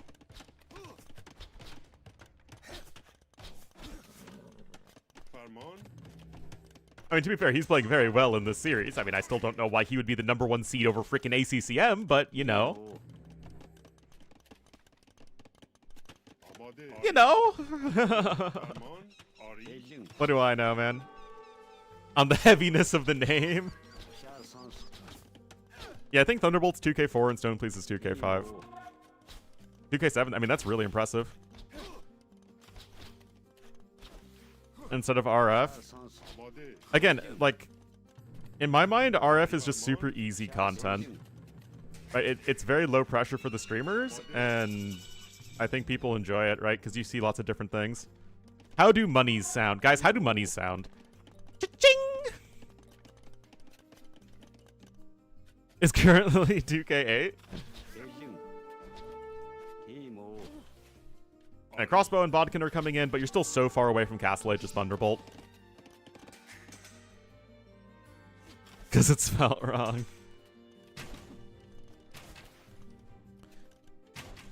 Yeah, to me, BF was fun when it was a more occasional thing. Or randomly seeded? Oh, that's kind of interesting. Ballistics coming in here for Stone, please.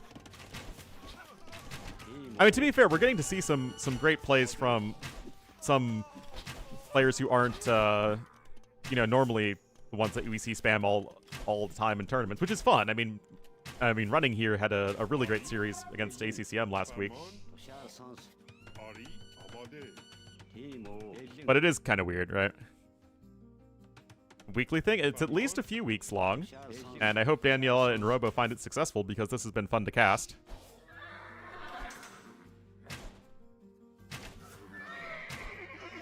Anyway, Ballistics is obviously huge. Oh, the double kill there on the archers.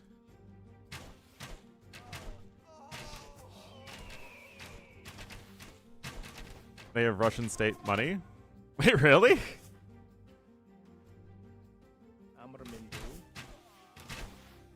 I don't know how successful it is. Yeah, I mean, I hope that for Daniela and Robo it is successful because it's a lot of fun.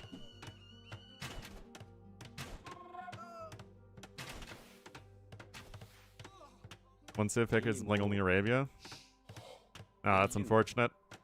I still managed to have fun. Much more fun to play. Well, yeah, I mean, it's more competitive, and we can still see very, very good AoE2 play. And we get to see some different names than the tippy top people.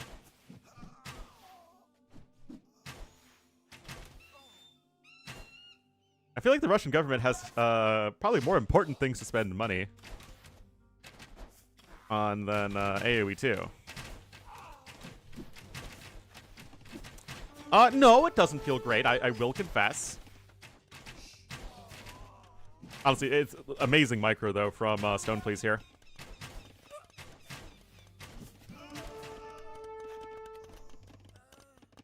The faces of tippy top people? Yeah, I do. I'm freaking tippy topist, man.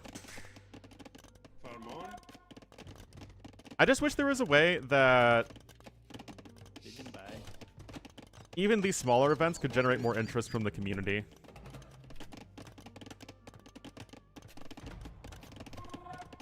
Yeah, that's true.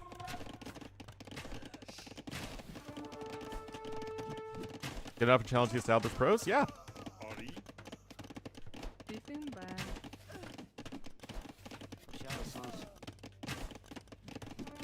Like, it's one thing that it's like, okay, Do Hera and Viper really need to play in like a $200 tournament? No, like obviously they can do whatever they want. I just wish that there was a way that the regular folks would be more interested in watching this than watching RF games. You know? Or Sudden Disaster as well, for sure. Congrats! You cleaned everything up! Okay, well that's good.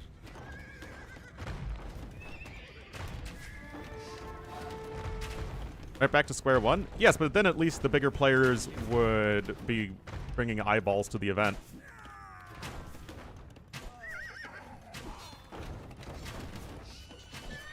Freaks and weirdos? I mean, you said it, I didn't.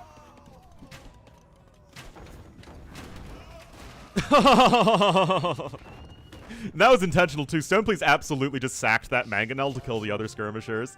Oh man. Anyway, GG called. Stoneplease takes the 2-0. As do we. Yeah. All you guys in your parasocial relationships. Holy cow, Stoneplease is fast.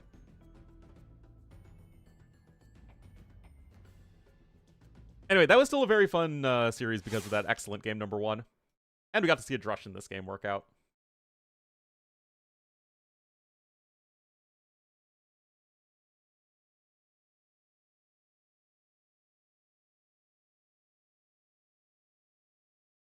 Interesting in a RF game? I know. I mean, what's the breakdown right now? You have Viper and Hera with, like, at around, what, 70% of overall AoE viewership?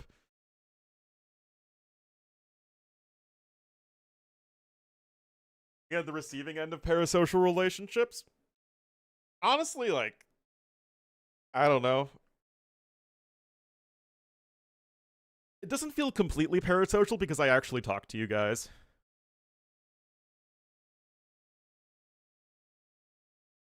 You can still have their charm. I mean, it's like, I'm loving the AOC matchups, man. Anyway, guys, let's see here.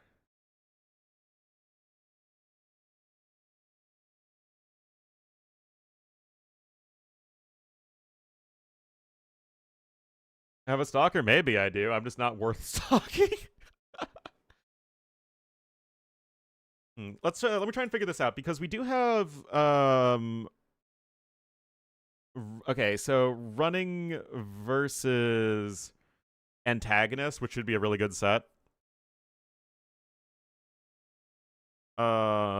Is in 10 minutes.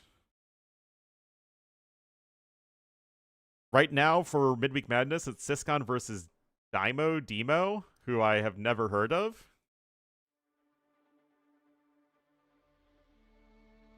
Yeah, it's just a best of 3.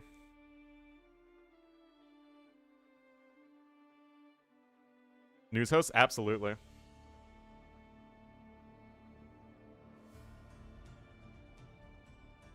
So it might take a while? Okay. Time for the grid? We'll see. I need to figure out more stuff.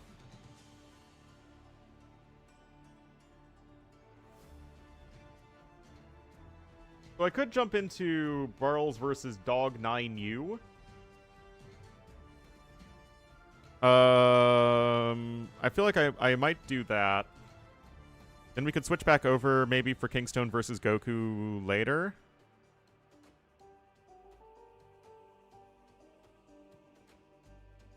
Dog 9U, yeah, it's a name, all right. One of the names of all time. So I think I'm gonna do that. Wait, did they just?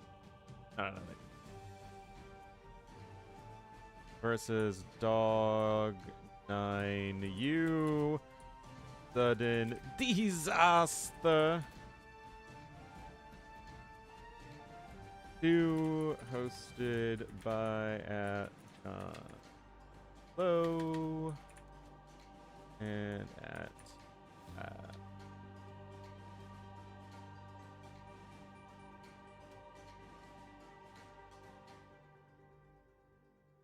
I also need to update the YouTube title.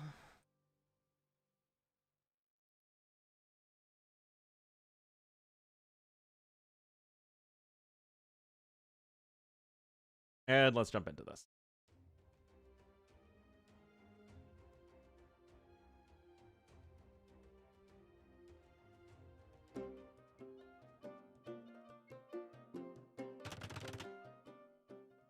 Okay, so apparently it's 1-to-1.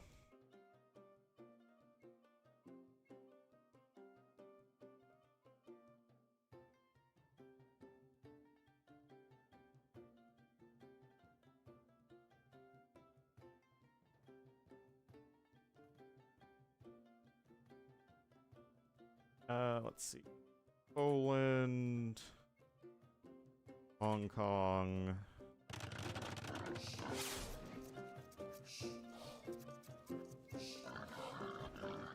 We'll make dog cyan. Why not? So, it is sudden disaster, remember, so this is gonna be a clowny game if I've ever seen one. Charles will be here in the purple as the Bohemians to the southwest, and to the north in the cyan as the Burmese will be dog. See if he's got that dog in him. Okay. Alright, so, Charles is obviously the very heavy favorite, but Dog 9U was able to take a game off him already, obviously. So we'll have to see if that is something that you can do. Because Sudden Disaster is also a tournament where you can absolutely sneak games off of better players. I mean, that's like one of the fun things about the event. It's just, it can be not random, but like if you're caught off guard, like, it's like, oops, you lose. Be like, oops, I did it again. I'm sorry, guys. I should never, ever sing.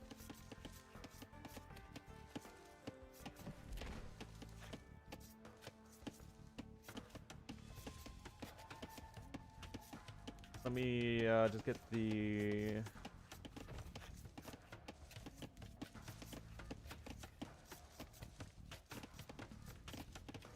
Sudden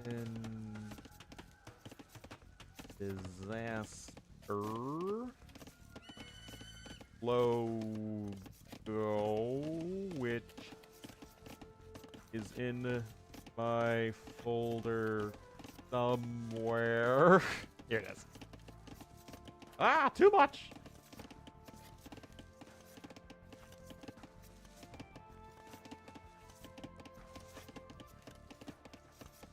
Okay, maybe lah. On the karaoke stream, yeah. Hey. All right, so very quick uptime here. I mean, again, like they're not doing anything other than going full clown. There's literally no reason to do anything else. That's it, man. Downtown to get a drink with you? Well, to be fair, I did that with my friends the other day, Majestic Apex, so I'm slowly working up towards actually going out and doing something. Actually, here's an idea, guys.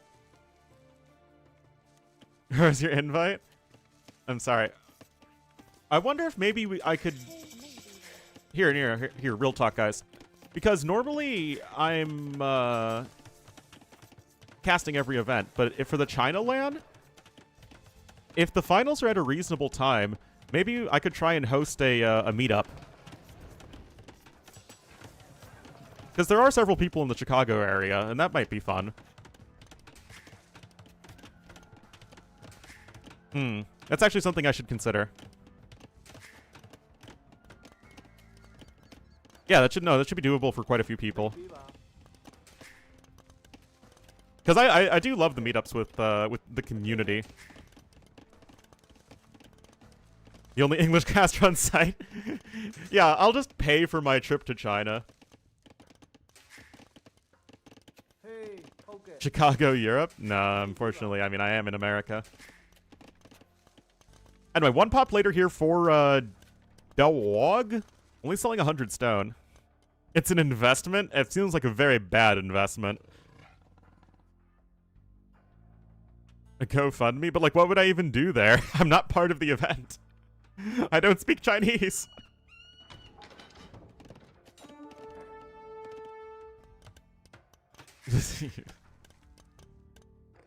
Alright, gold mining upgrade also coming in here for Dog. Dog is just discount Dog out, yeah.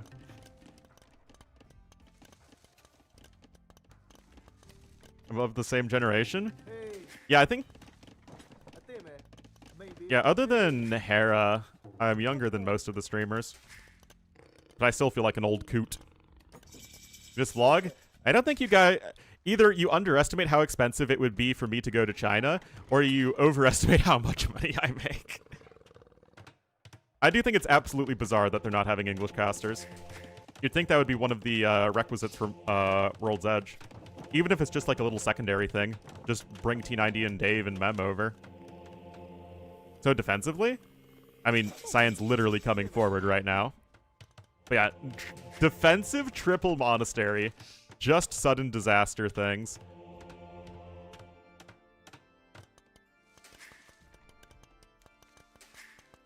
The GoFundMe was for.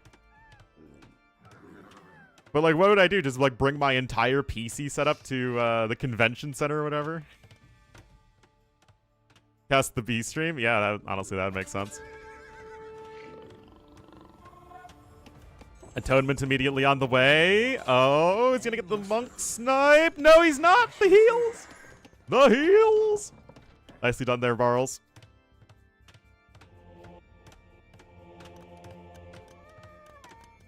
It's all Ornlu's fault? Yeah, that's all my fault.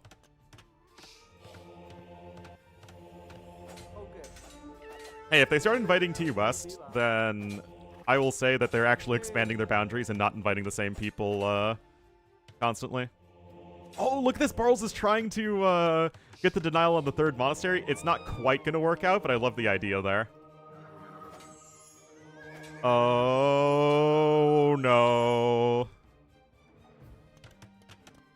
The thing is, the Chinese streaming platforms are all so incredibly opaque with actual viewership that it's really hard to tell. Well, this is Burmese, not Vietnamese. And two, it's only one TC, so every time it's just clowning. It's all you can do is clown. There is no such thing as post-imp.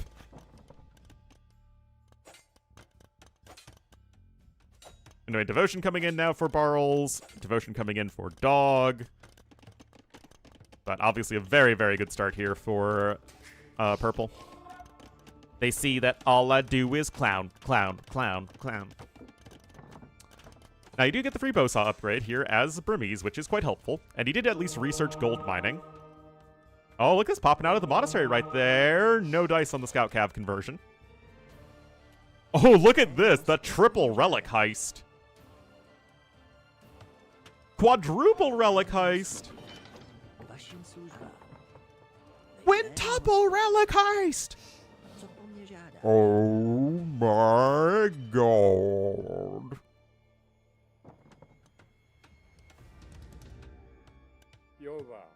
That is pretty wild. I mean, it's huge there for Barles. I mean, it's like getting 7.5 extra vills on gold. Oh, here we go, PKOE time.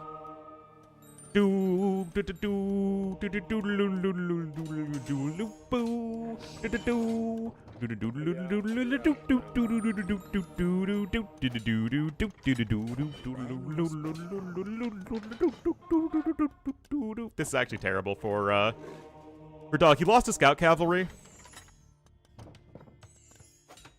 And in all seriousness, that is kind of huge because what happens is the Scout Cavalry kills all of the converted monks over here, whereas nothing kills the converted monks over there, which just like walk back to Barles. And I got some bills on stone here for Purple. Oh.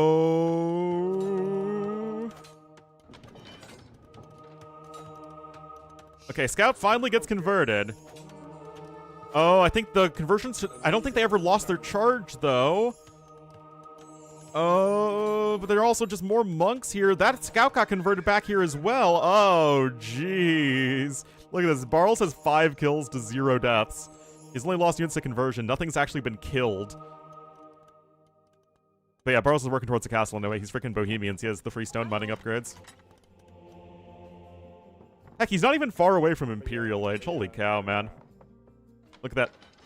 6 of his opponent's monks he has.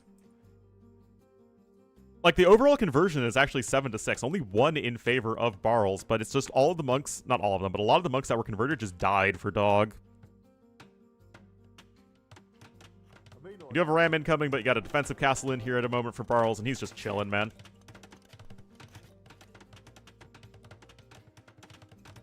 Okay. Ram's not going to do anything. He's going to click up to Imp in just a moment. Okay.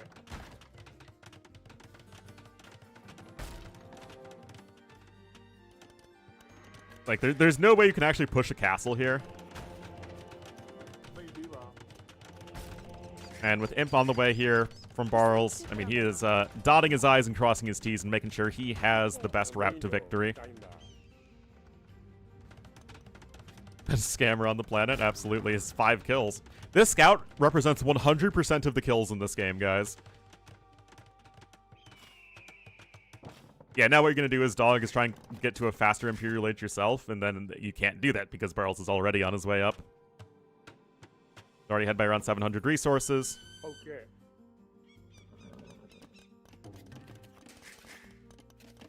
And this ain't looking good here for dog. Fast Imp and get a hero. No, heroes are terrible. Heroes are only useful in games that you're already winning. The triple quadruple agent.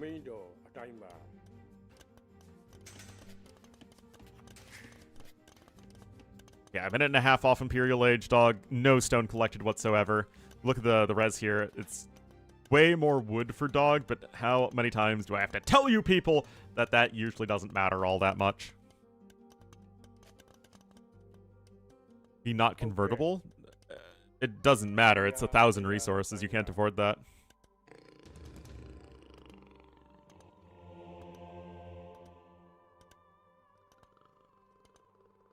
They can't walk under castles. I mean, if the heroes were like, you know, 400 resources for like 200, then yeah. You could probably do that, but nah. Why so many monks? Because monks are, well, one, these are 2 of the best monk civs, and 2, in low numbers of units overall, monks are one of the most efficient units in the game. Because you can just convert everything. It's only once units start to scale into greater numbers that monks become less effective. So you're in the situation where both players, because it's 1 TC only, have to be playing aggressively, because there's nothing else you can do. You can't really add in eco. Okay. So you're guaranteed to have an aggressive game, but the walls make sure that you can get to Castle Age, so early Castle Age aggression is usually monks and siege, as they are the most population-efficient units in AoE in low numbers.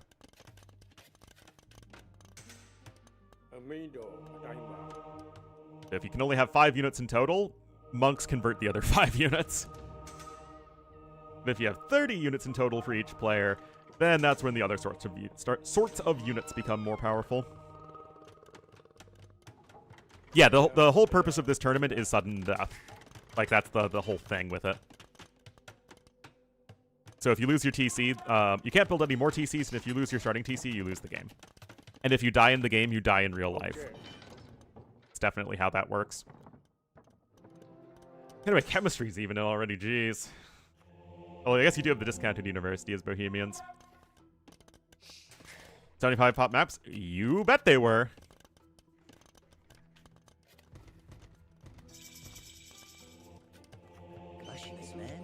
But AoE 2 was pretty quickly to 200 pop. You lose your soul. You're sent to the Shadow Realm. Herbal medicine? What? Oh no, theocracy, there we go. I don't see this at all here for dog. Because remember, he doesn't need to just win a fight, he needs to not let his TC get destroyed. It's an actual really go real fast.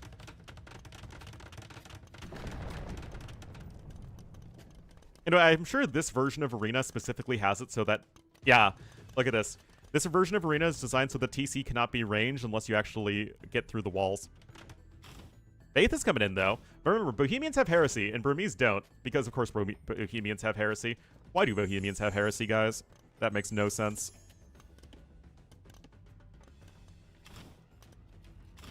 But yeah, you have nothing to siege with. So even if you can't range the TC yet, still start nuking the monasteries. But yeah, usually Heresy is decisive in a monk war.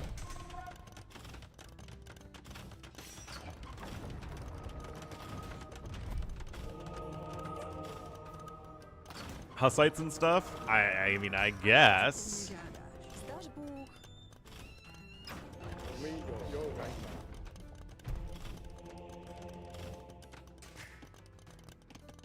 To trolling chat, well, there you go. Crossbow, full monk push? It's a matter of how quickly you can scale the units. Remember, monks require 0 upgrades and just 100 gold to get going. Crossbowmen require you to build a barracks, and then an archery range, and then fletching and bodkin, and the crossbowman upgrade. Like, that's a lot of resources and time Okay, to units that can just get converted by a monk. Why do Huns have heresy? Because they're the ultimate heretics. Or something.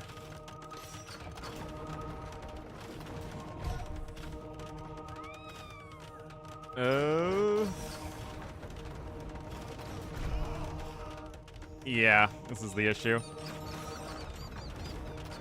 Even if you can take some good fights here, one, heresy means that all of these monks are just going to die anyway. I mean, they'd still die under the castle, but you just can't kill Trebs.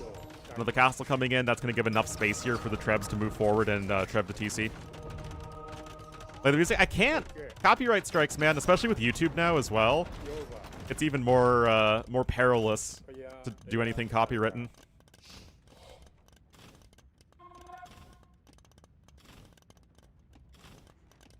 Oh yeah, I still need to try and do those YouTube memberships so people can subscribe on YouTube. Oh, well. Heckin' love DE, man. Anyway, there you go. Barles, up 2-1.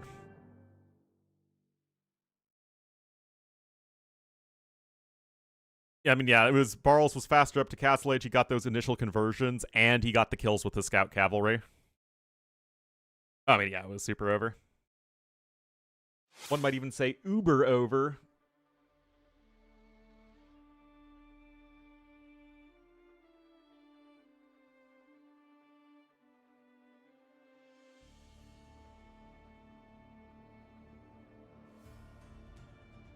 Correctly, but like, why would it default to like speeding up as much as possible? That makes no sense.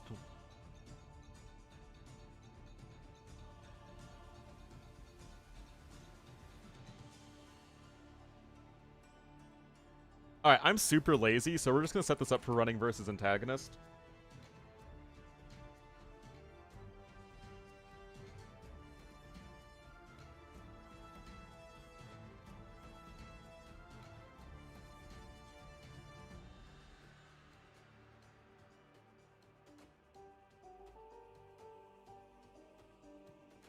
Our best of 5s, I believe.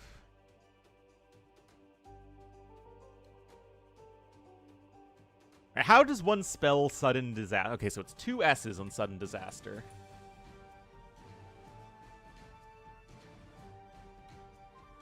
Oops.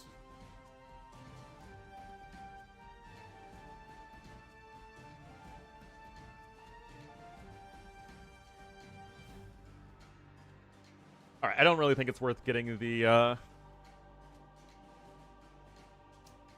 scoreboard up. Anyway, guys, I need to take a quick break. I'll be right back. Hey, man, I wasn't looking at that part specifically.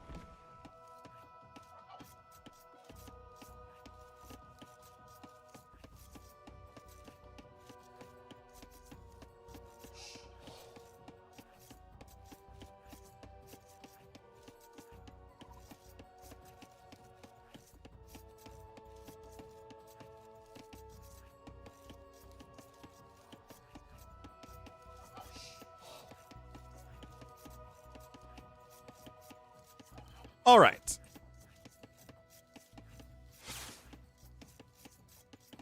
Faults in case of lag. Yeah, but you have to remember that, you know, some of us don't remember to hit the live speed button every time. But even so, like, even if the game ends, it's not like you would have to be in a situation where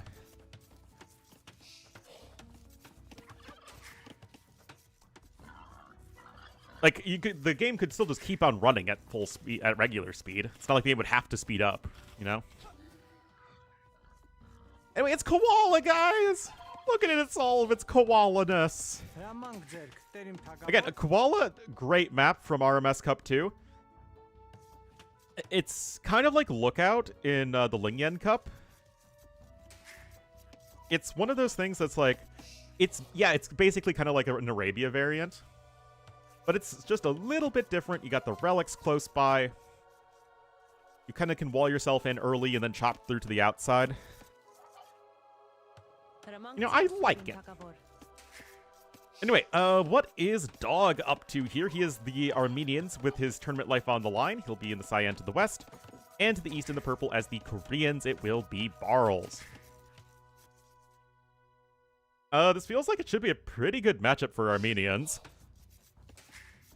Koreans don't generally like facing good monk civs, and Armenians are a very good monk civ. Don't let Lithuanians get any of the relics. Yep, but you can also find yourself pinned in your little corner of the map, which can be quite tough.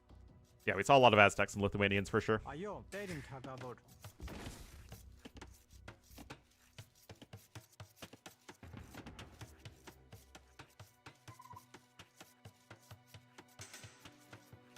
Does he have a butt? He has a tail butt.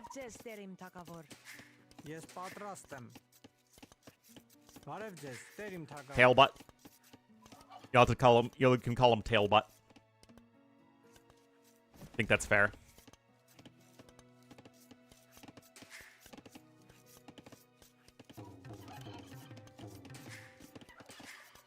Alright. Militia are on the way, so it will be for some sort of men-at-arm rush. Eric's coming in here for Barls. And he's got 2 vills on gold, so this is probably just straight archers, and then you can switch into skirmishers if your opponent is going for their own skirmishers. Dog is already behind in resources, though, which is kind of weird. I mean, I guess he did go for a very early barracks, but this is a much smoother early game from Barls, who also did not get loom. Yeah? He pulled a skip loom.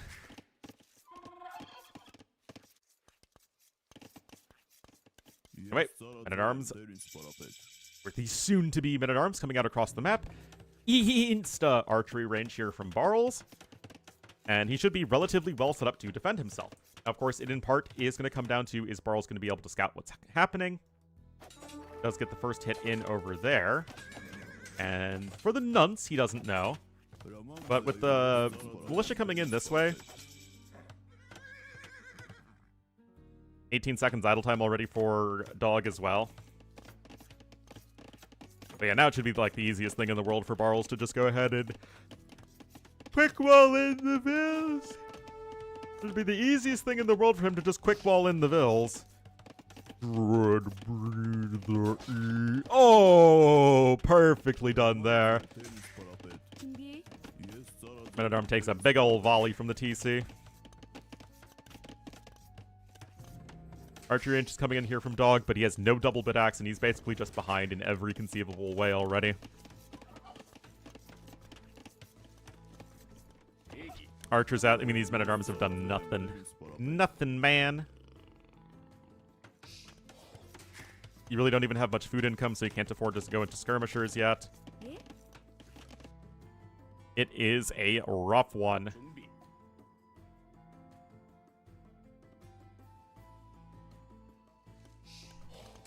Yeah, I guess there are some farms coming in, but and no eco upgrades with Armenians just feels really bad.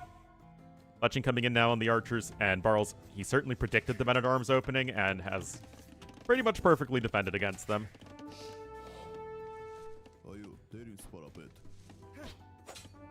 It's over, Anakin!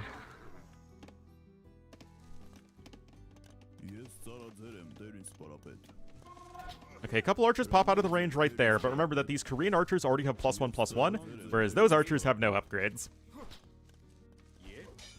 Yeah. Up, another bit of a scuffle there. And of course, great micro here from Barles. Oh man, great micro from Barles. 6 kills to 1 death. Jeez. I don't know about this one, guys.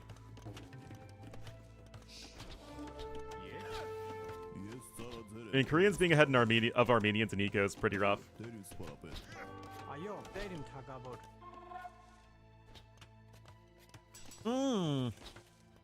Oh, taking a sip of coffee, but the blacksmith isn't even done, although I guess you're still having to micro against the archers, but this is just sad, man. Barles getting his own eco going just fine. I mean, you're just making archers when you have fewer archers than your opponent, and worse upgrades. This is a rough one here for poor Dog. Are we in the second round already? Did Dog beat someone to get here?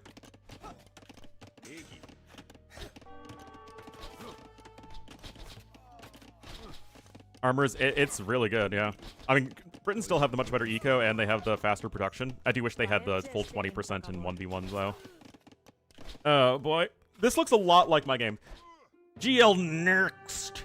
My gurd lurk next, gurs. Gurd lurk next. Yeah, it's just rough.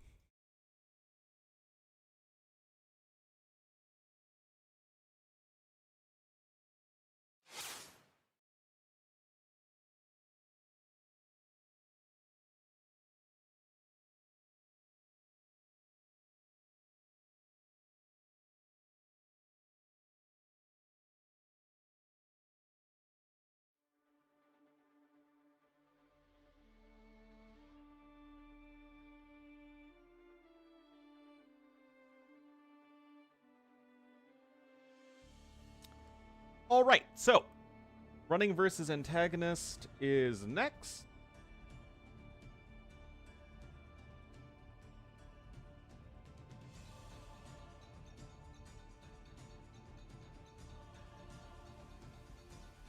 Round 1? I mean, that makes sense.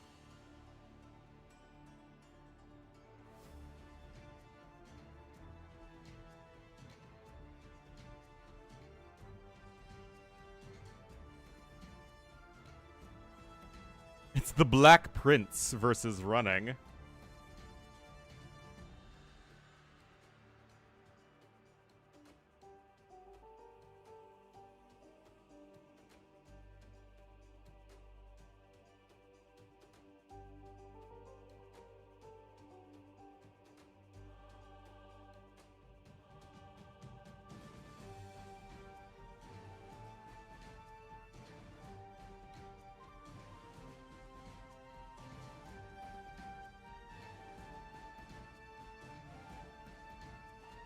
Oh.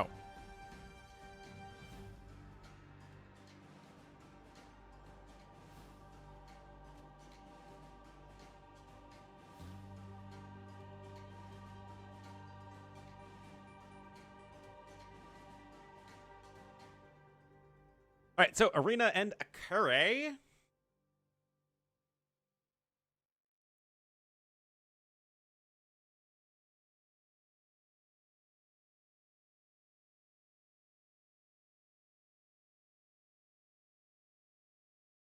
Triple Tunnel, which is BF, or kind of ish BF. And Arena and Hideout.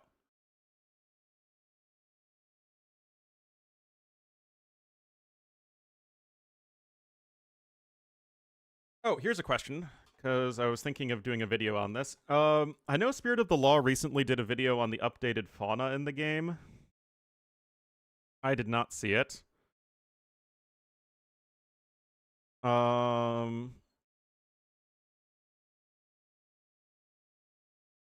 Did he go on talk about oysters? Because I kind of want to do more testing on oysters.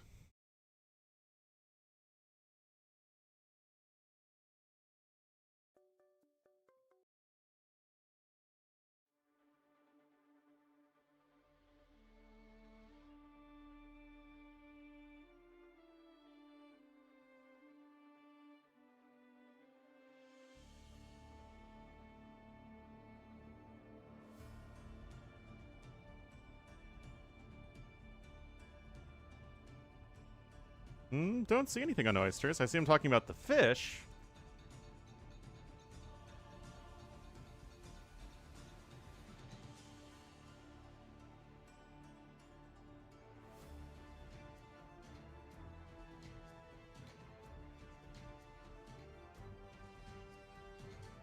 Gather rates.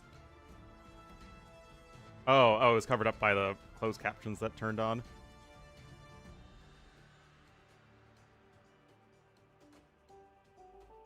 Yeah, I think I'd still be fine if I made a... Or, like, it would be useful to people. If I went a little bit more in depth.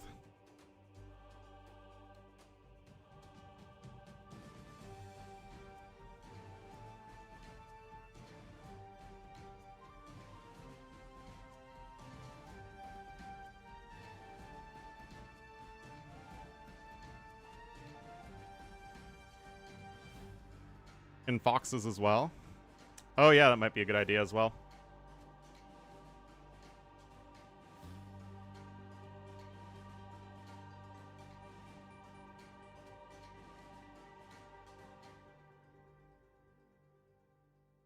Is there to say about oysters? I want to know what Civ bonuses affect it, and just how efficient they are relative to other sources of gold income at various stages of the game.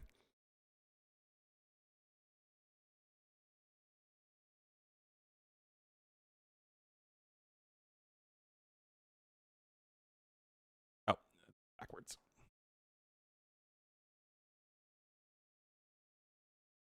So I'll see if I can make a good video out of that. Sometimes I have an idea for a video, and then I actually try making the video, and then I'm like, this is garbage. So we'll see if it turns out garbage. But I want to make another video before I jump back into Attila the Hun. Video. I wanted to look a little bit more in depth into oysters. A short on oysters? Oh yeah, I've like never made a short.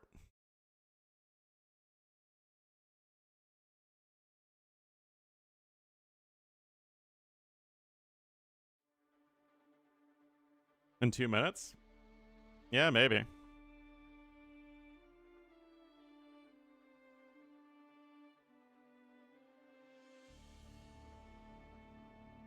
I don't know. I'll at least give it the old college try.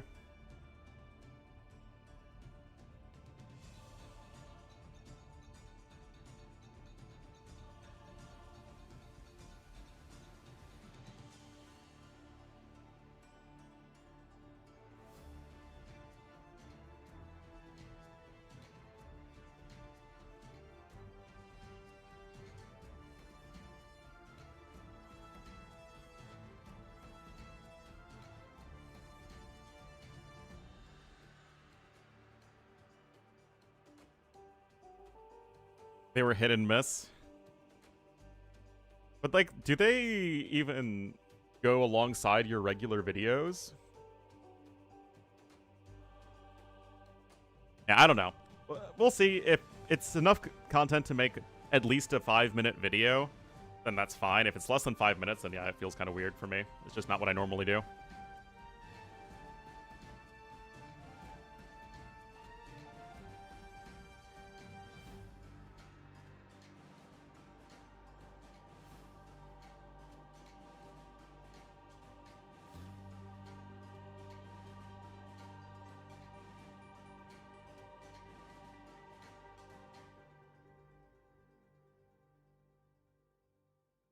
Yeah, I know.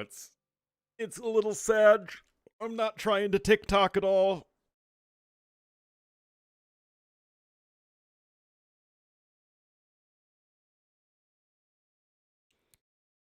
A bunch more, yeah. Back in my day, we just used Reddit for our degenerate doom scrolling.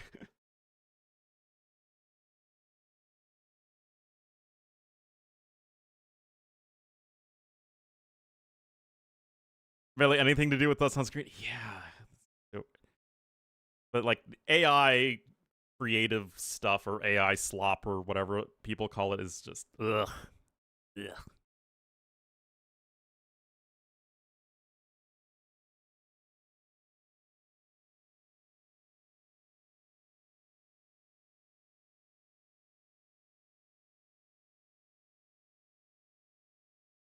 How's the draft coming, guys? Oh, it's going. Animals on trampoline videos.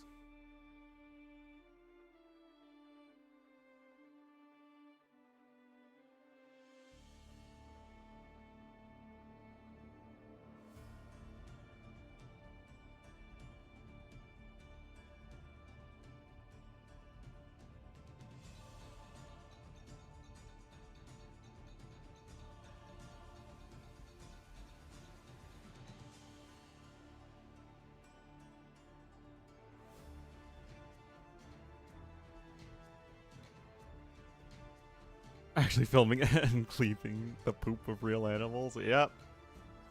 I've picked up my fair share of poop in my time.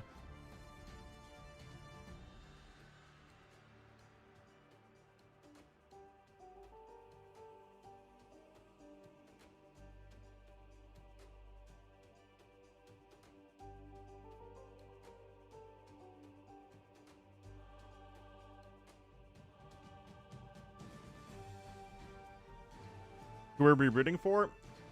Me. Rooting for my infinite success.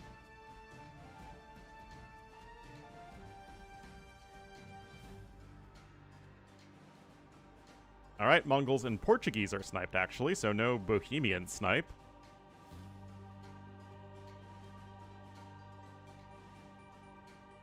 Oh no, running is a friend to the stream, and I've never exchanged a single word of dialogue with Antagonist, so clearly we're going all in on running.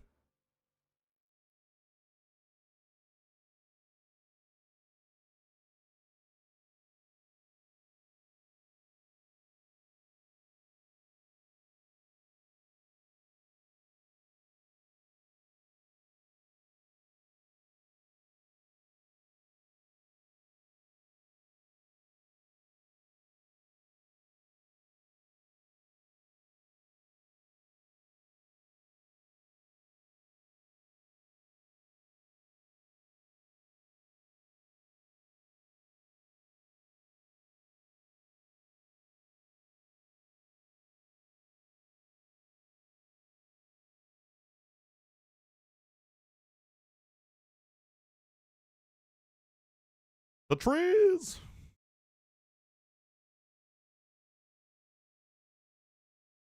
Alright, I'm sure they'll get into the game any second. There we go, Antagonist getting in. And game number 1 is going to be on Koala. Is that what that is? Yep. So I don't really know what the meta is. Obviously, we just saw Koreans versus Armenians. But, like, I don't know beyond that what would make for a good Koala civ.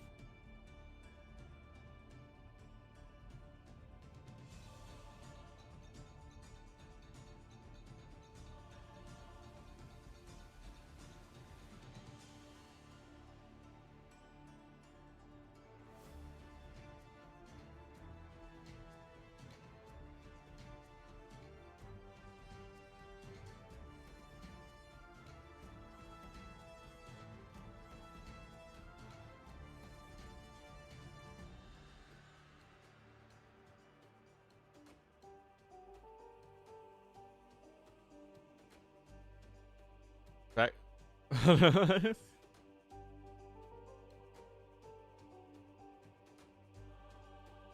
That's weird.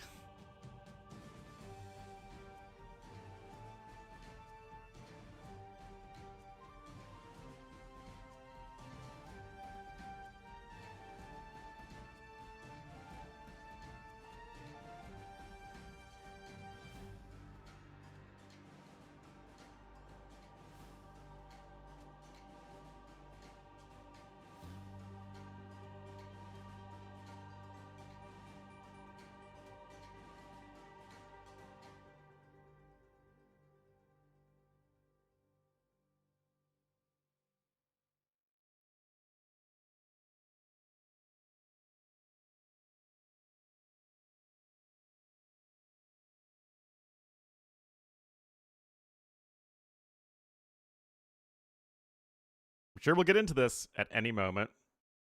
What's going on? Lol.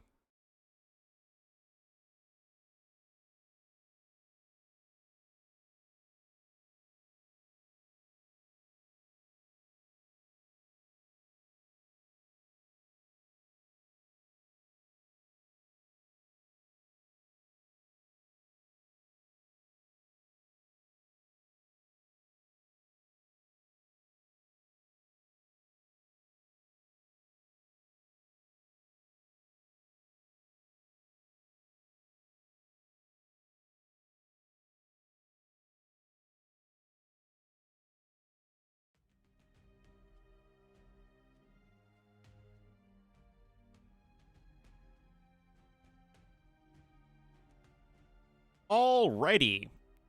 Here we are, finally. Failed to download match content. I frickin' love it.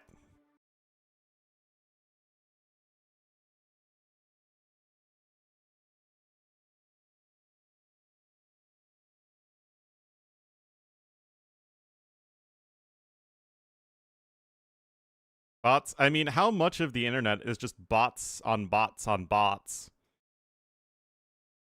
Isn't that like the AI doomsday theory or whatever, where it's just AI taking from other AI and it just kind of like kills itself?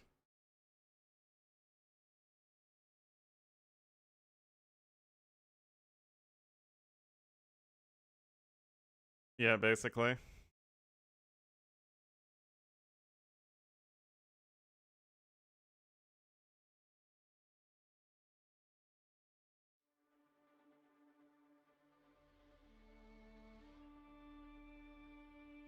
Yeah, dead it. That's what it was.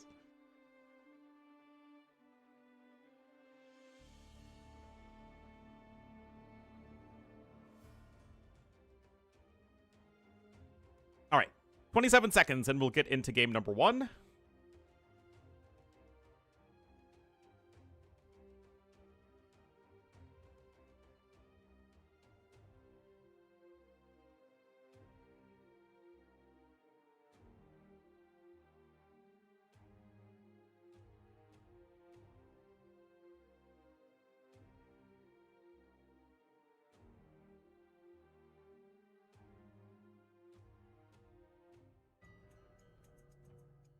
That's probably a win. I mean, anything we can do to buy ourselves a few more precious moments before we're all taken over.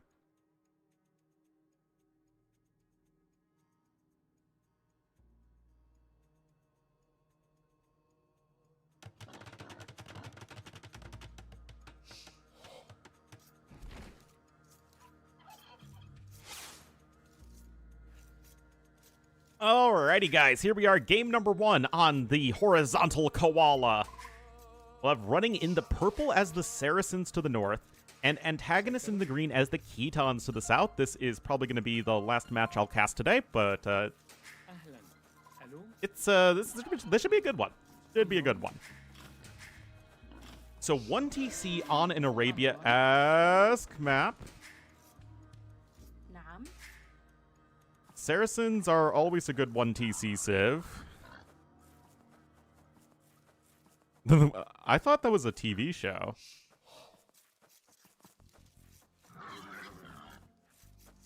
Oh, he's getting too far ahead. But yeah, running already with the lane here is huge. That would be big. You do have some deer on this map, but I'm getting an extra boar would be fantastic. Green coming in here as well. Okay, that's a little far away from the TC, but I guess it's not the end of the world. Is green going to be able to do the same thing? Okay, so purple doesn't know about that. He's going to be able to take a couple of geese-arinos.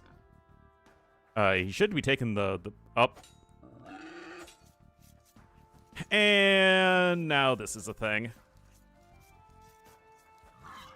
This is as the... Oh, my goodness.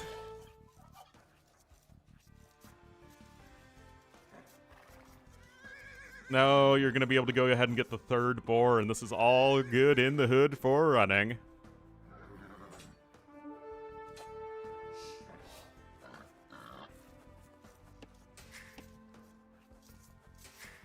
So, just now going to go over to the lumber camp. Oh, this is a 3-vil start, by the way, tournament. John Slow tournaments are often a 9-vil start because he mostly does closed maps, but I guess because there are a lot of open maps here, it's fine to do the 3-vil start.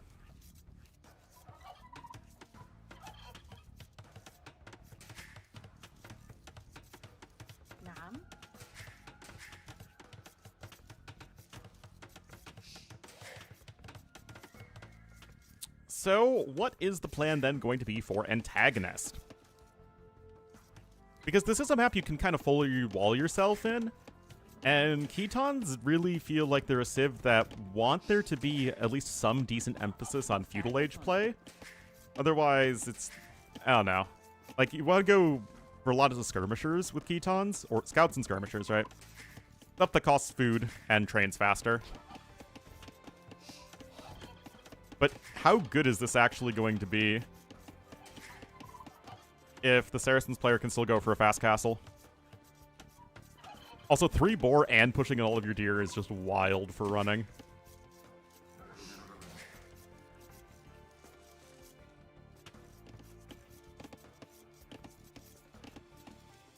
You do need a mill as running, but I guess he isn't trying to click up just quite yet. But yeah, Khitans are still probably a little too strong. Amron.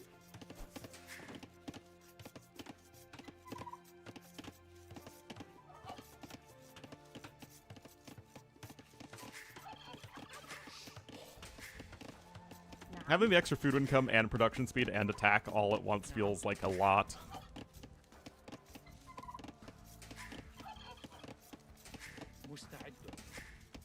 I wish they were pushed a bit more towards infantry play, gotta say. Because, like, you'll never see men-at-arms with this civ. You never really see Fire Lancers.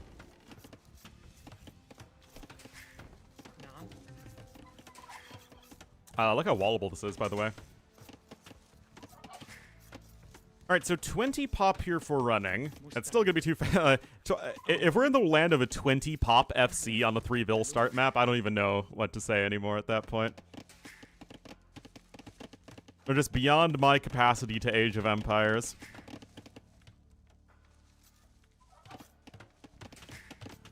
Oh, but look at this sick mining camp, guys. Like, look at this. You have 10 geese left. So wait, he actually took a couple of geese as well. Oh my goodness. Or turkeys, or whatever they are. They're turkeys. Green is just out of food.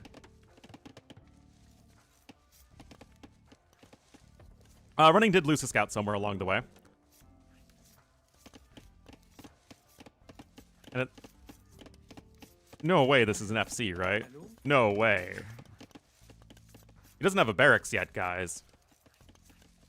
Still, you're 19 pop.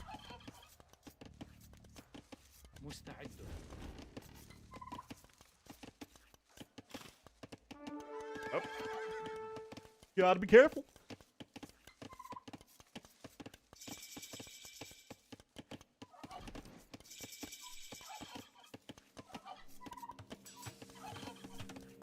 Still, nowhere near enough resources. Mm-hmm. Alright, got some Vils coming on over to Stone here for Antagonist, so he could be looking to tower rush this, but it's going to be kind of tough because all of these resources are in the back.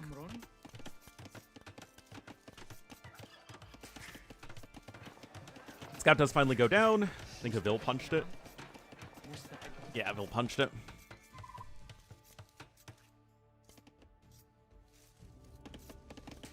Still, the pastures are going to start pasturing.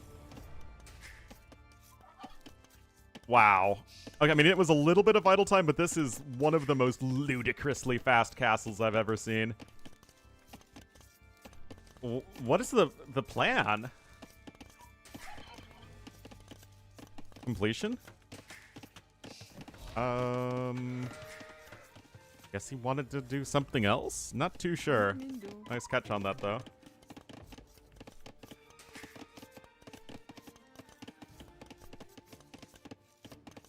Surely you're not able to go, you know, 21 villager Mameluke play, right? I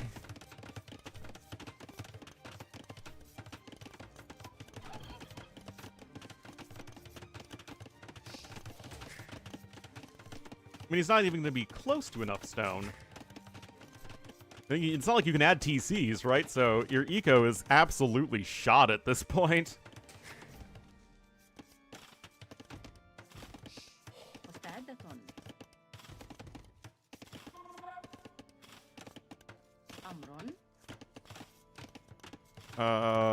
Why isn't it focusing the Vils that are actually building the stone walls? It's a little weird to my mind.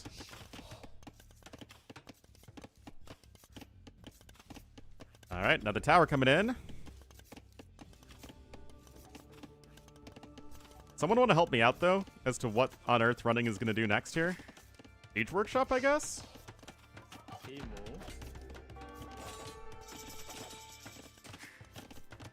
Okay, yeah, Siege Workshop for now. And he is going to be selling his stone. You need a barracks and a stable for camels. Double siege workshop. Whoa. Okay.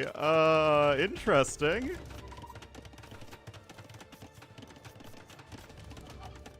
Yeah, but clowning usually implies you're going forward, and you can't just get across the map with monks against Ketons like that. A ram. Well, I guess there really isn't anything else here. Antagonist is trying to get his own eco sorted while all of this is going on, and of course Keton eco is extremely powerful. Okay, ram and scorpion. Both the name of animals.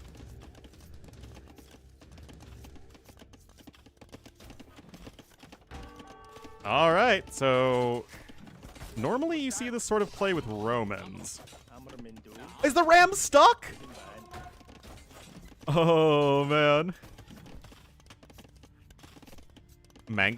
What's a mangonel? What kind of animal is a mangonel?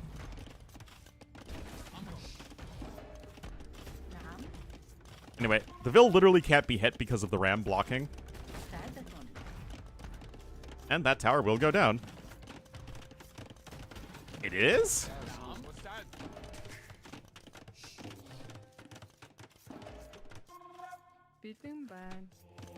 Alright, Monastery incoming. Yes, you can pick up those 3 relics nice and easily.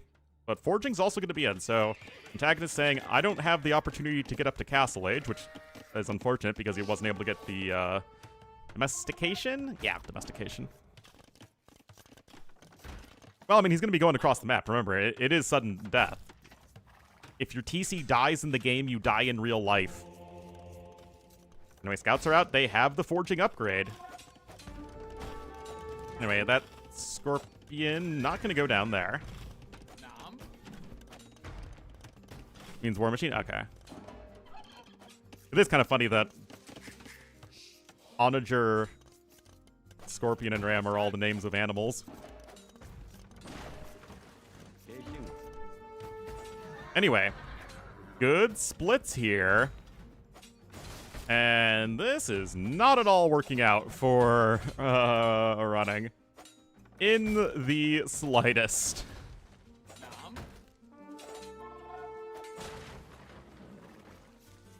Yep. I wonder what animal a bombard cannon is then. Or a siege tower. Oh, now it's gonna be Mameluke time, guys! What is this craziness? I guess the resources destroyed are similar, but that's also in part because of the towers. That said, scouts are coming in. Giraffe siege tower, yeah. And I guess you are also going to be getting those relics to help out your income a bit.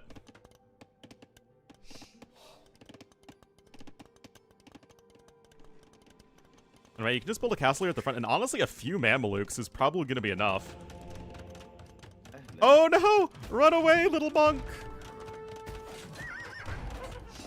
Oh, walling out the Scorpions means they're all going to die. Obviously, minimum range and all that. That's a great movement there from Antagonist. And now he's on his way up to the Castle Age. That's fine. That could have been very, very bad for running, but it is all right. 0 Vils on food right now for him. For Reed. In small numbers? I think so. I think that wouldn't be a bad idea. But we'll have to see what the actual plan is going to be. Top players? The only top 10 player who signed up for this was ACCM. No one else did. Although apparently Viper signed up for next week's. Right, anyway, you're back to some foraging right there. More monks and more Mamelukes at the same time. Okay, we're going to have extra ranges coming in. I would honestly think that camels would make a lot of sense, because you know your eco is so much better than your opponents, right? Oh, I'm sorry. Yeah. Yo and Viper are playing, I think all of the other non-Hera and Leary people are. Art's playing, Doubt's playing. Sito, Barles, Bastion, Jordan, even T90, Mihai, Nikov, Finch.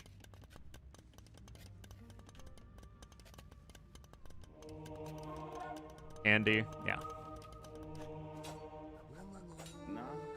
Oh, saves the monk there. I don't know, what do you guys think about the crossbowmen? I understand why he's going for them, but it does feel like something that can be a bit more easily countered than, like, a giant blob of cavalry units. Especially since you still have, at least up until that point, had some scouts alive. Players? Oh, is Tato also not playing in it? I don't think I saw Tato's name. But yeah, Tato's not playing. And Leary and Hera are not playing. Rocket Cart coming in here as well.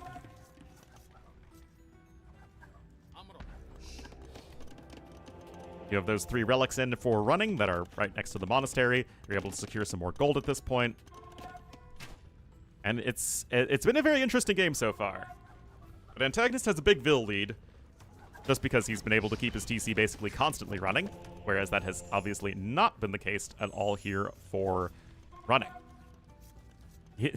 Antagonist has been able to keep his TC running better than running has. There we go. Oh...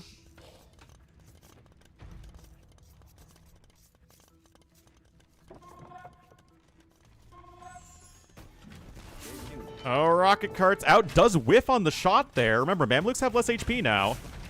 Oh, that's going to be 1 splat, though.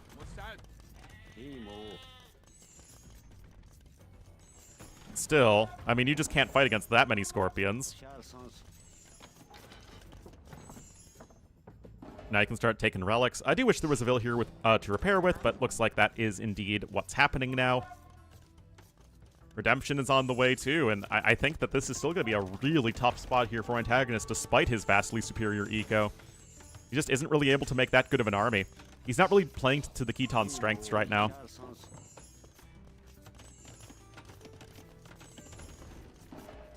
Like I said, if I were in his position, I'd focus more on camels. He is going to be trying to work towards his own castle, though.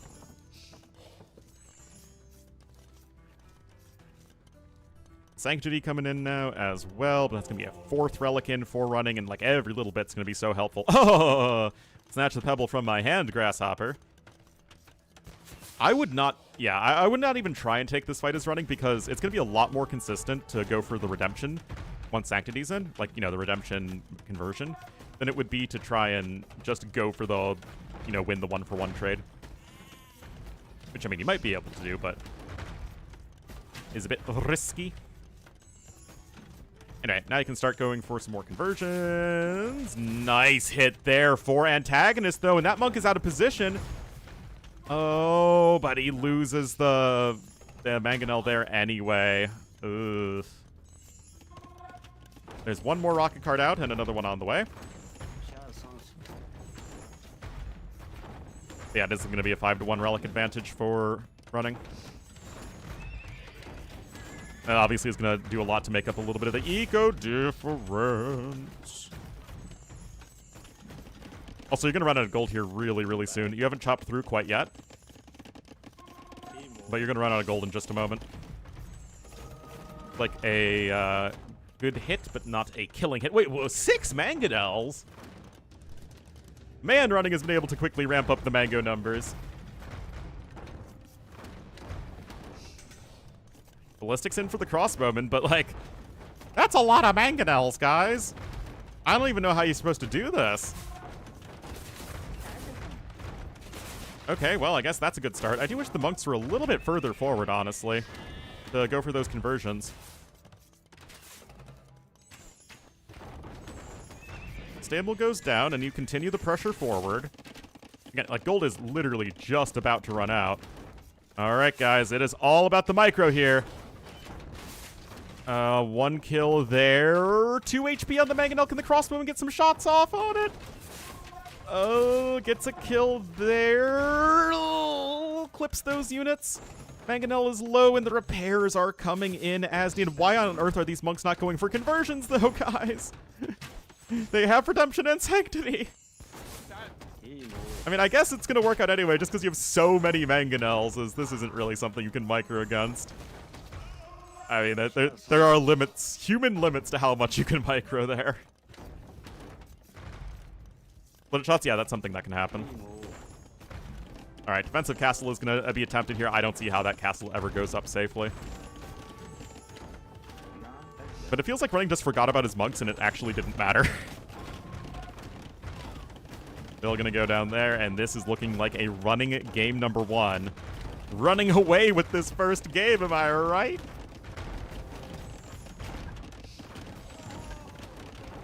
Oh, castle number 2 is being attempted there. Man, if only you had a more consistent unit against those rocket carts. I mean, look at these. Gets the double kill right there. Come on, man.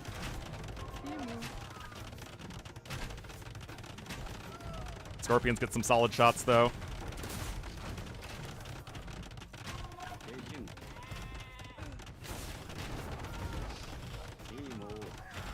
What a bizarro game here, though. Yeah, you're out of gold, and you're actually have a little bit of stone, but not much. And wow, you cannot kill those Mamelukes. Running? Why not? It literally kills the TC.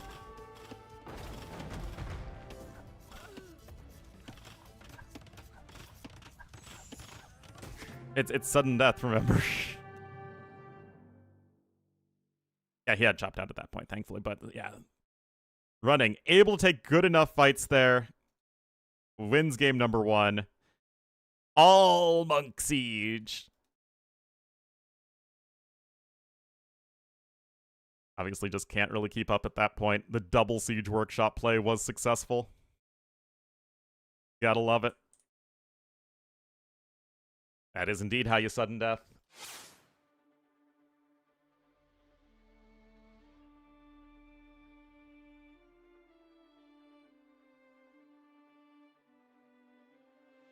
Is Koala going to Running, and that is the Smaracens over the Ketons. So that's actually the second to last pick versus the second pick. That was fun, and now we've got a couple of closed maps for Running and a couple of new maps for the Black Prince. And it will be going to Akare. What is Akare? Akare. Known as the Fortress of Akare, is an archaeological site located in the Hara River Valley near the north coast of Peru.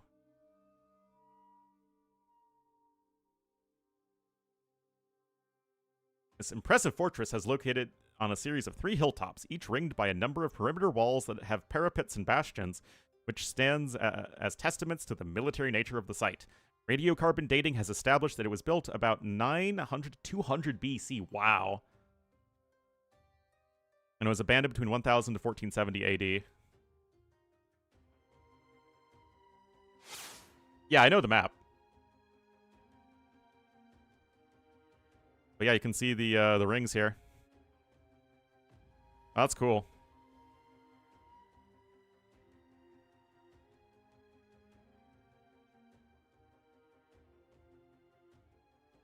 Hey, someone from U of I was doing the research there.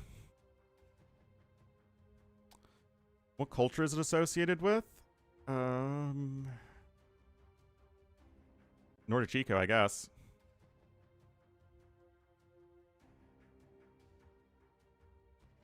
Arl Supe. I know that it is Nordichico.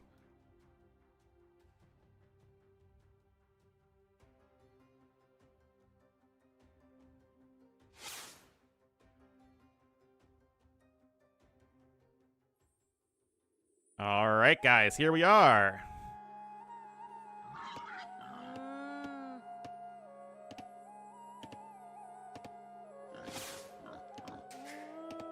Game number 2 in this best of 5. Losing the last one, this is his number 1 home map. It will be Antagonist in the green as the Bengalis to the west of the map. And to the east And the purple as the Burmese. It will be running. So it's interesting that we think of this matchup and it's like, okay, it's going to be all in monks. But with the 2 castles here, it's probably all about the unique units. And I feel like Ratha are probably going to be easier to make work than the Arambai are, but I'm not sure. It's not a matchup we see all that often when it comes to unique units, because, again, usually it's full monks with this matchup. And maybe they're going to go monks anyway, who knows? Anyway, it's a pretty cool map here. Doesn't it look goofy, though? As soon as it changes, from... you know, a little bit damage to more damage to most damage, it switches back to the Western European style walls, which is the default architecture set in the game. Anyway, these walls only have 400 HP.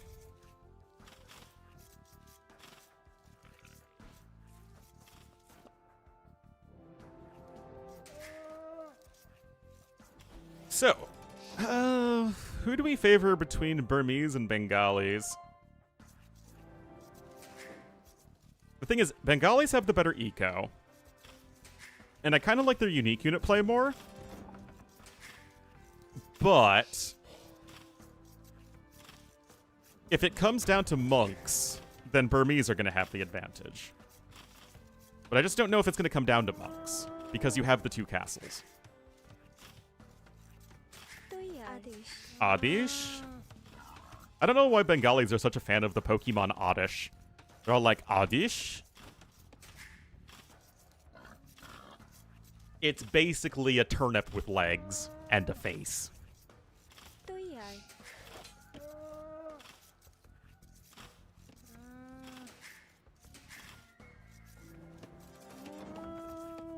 Well, that's true. Oddish is pretty adorable. It's cuter than Bellsprout. Although Bellsprout was cooler not because he gets his own tower in Violet City. Poliwhirl? Nah, it's Alakazam. Easy.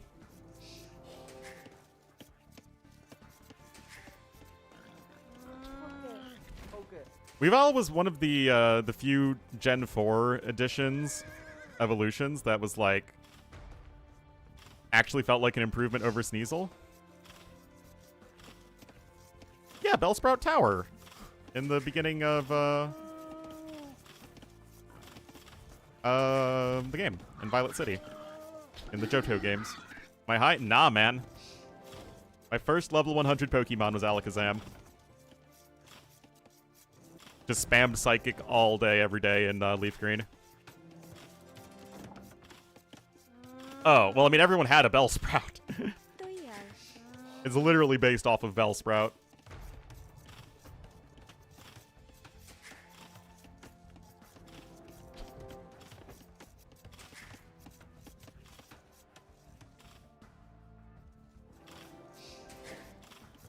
In Gen 1? Oh, yeah, it was. Fan of the Ornlu stream. Lol.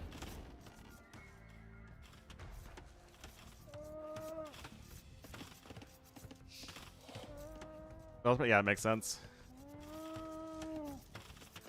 In Gen... Could it do that in Gen 3? I don't think I ever taught my Alakazam, which I very cleverly named Zam. Any of the elemental punches.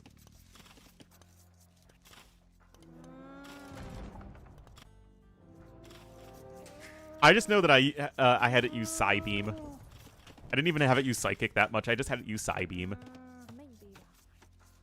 Like, it knew Psybeam and Psychic. But, I mean, I was a kid.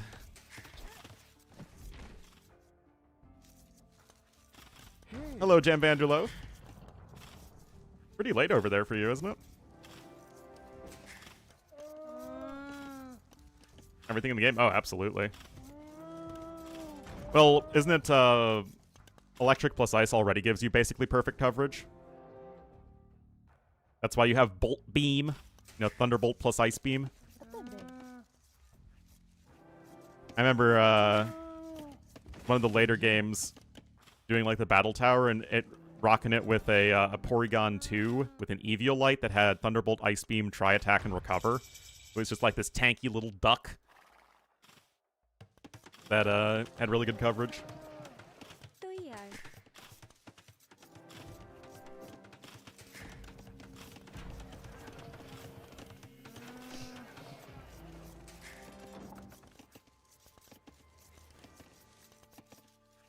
Most things anyway? Indeed it does. Anyway, it is interesting that we're going to have a much faster Castle Age time here for Antagonist. You can see selling the stone and everything. Oh, rip the Scout.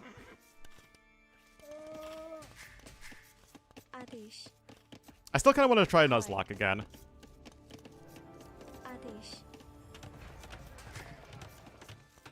But, you know, busy with tournaments and stuff.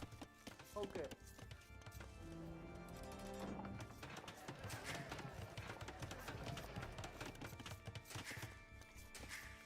I mean, we're looking at, like, I guess a 40-second difference in Castle Age time. And running actually is going to be a little bit ahead in resources, at least for now.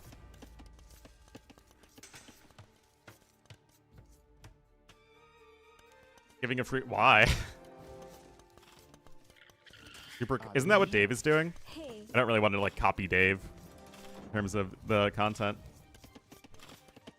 I said, what are you talking about? We did really, really well up until we ran into Chuck. And then we, for literally no reason, used a -7 priority move and then lost everything. Oh, my God.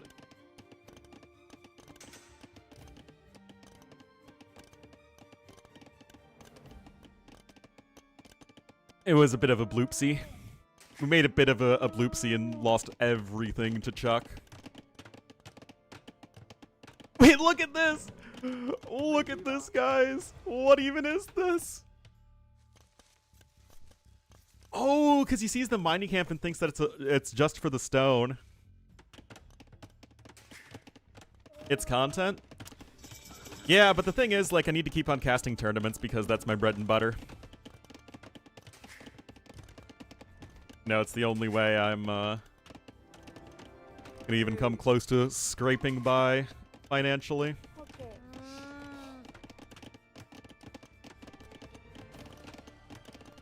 Fire Red Leaf Green, but Fire Red Leaf Green and the Johto games are my favorite ones. Anyway, it's Rotha-ing time, and I mean, I guess this is a lot of Vil time you're spending on Palisade walls.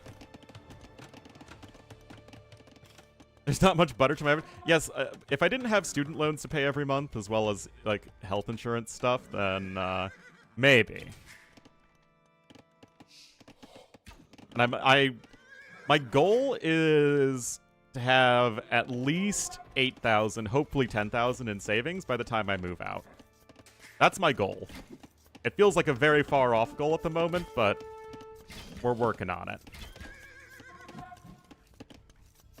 Nope, no luck recently, but I think it's a really bad time. Like, I think August is a terrible hiring month. I've been looking at, you know, Indeed and stuff recently, and I haven't really been seeing much.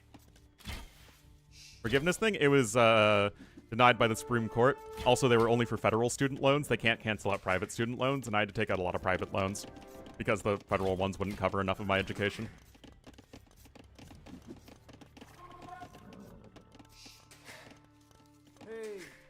Wait, a transport? Oh, I guess he is going to go over and pick up the relics. It's not great, that's for sure. Anyway, 9 Arambai to 9 Rotha, but the Rotha still should be better pound for pound. Especially once the upgrades start to come in.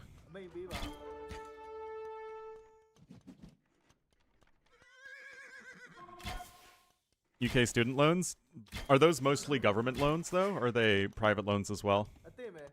Because the real issue in America is that they're private loans, so they charge absurdly high interest rates, and it's a captive audience, right? Because you kind of need to go to college in most cases to get a good job. That's severance loss? Yeah, exactly. Like, again, my friend is basically lost his job and has been looking for, like, 2 years to get a job, and he's just, like, fully unemployed right now. I mean, thankfully he saved a lot before, but, like, at least I can do this in the meantime. that loan students the money. Okay, so it's probably not like a complete predatory interest rate then. It's not like the freaking 11% I need to pay. Anyway, indeed the Ratha are doing quite well here, as I expected. 100 HP and 2 Pierce Armor versus 60 HP and 1 Pierce Armor. And having that extra range with Bodkin is very, very helpful.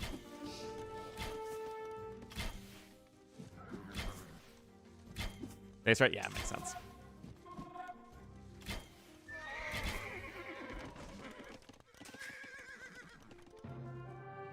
What a game! What a game, guys! Seems like the Ratha are better than the Arambai. I mean, I didn't think, I guess it would be that much better, but I guess once he saw that Ballistics was in, he's like, I can't do anything. Oh, for some people, it's as high as 20%.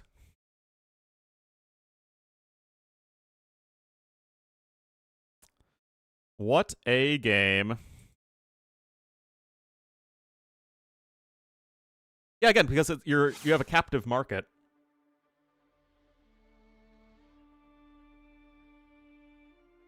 Like, obviously, it's not like you need to go to college to get a good job, but for most people, you kind of need to go to college to get a good job. Anyway, that was the #1 home map there for the Black Prince, aka Antagonist. Third pick for each player. We are all tied up.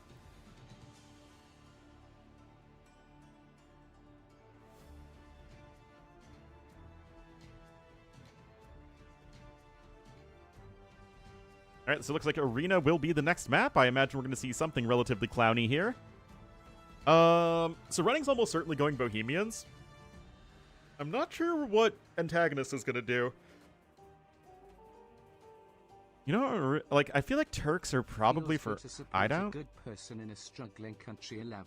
Oh, feels Ornlu, man. But thank you, Romful, for the 23 months.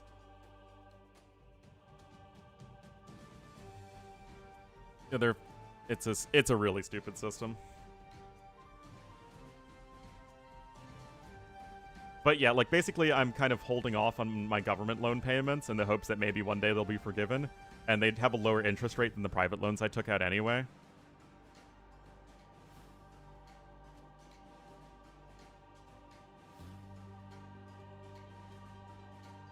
But think about all of the economics that you're losing out on, Gromf, in Norway. Sally May Profit 2024.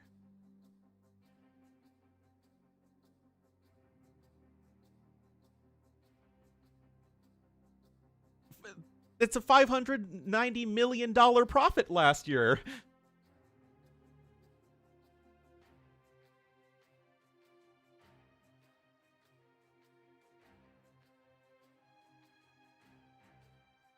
Norwegian? Oh, my bad. Romp is Norwegian. Romful is Swiss. Why won't anyone think of the shareholders exactly?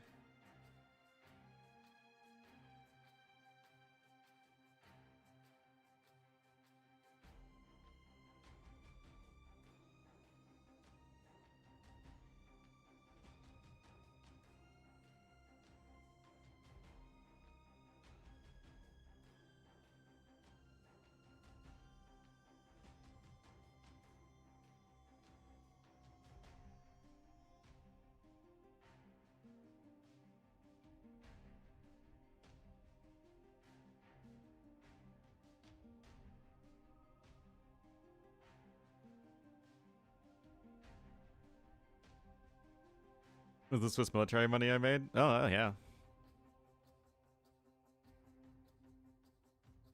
The interest payments that are 3/4 of your rent? Well, I mean, that's pretty expensive.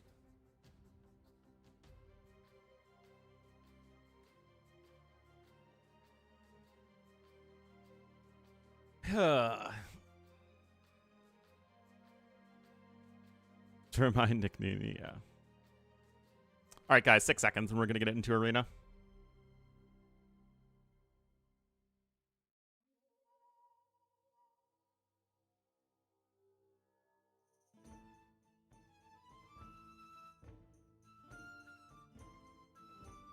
Whoa, what you doing here? Okay. So, not picking Bohemians. is running. He could have gone Bohemians here and done the same thing that Barles did. Antagonist is Britons. Huh. Okay, this is interesting.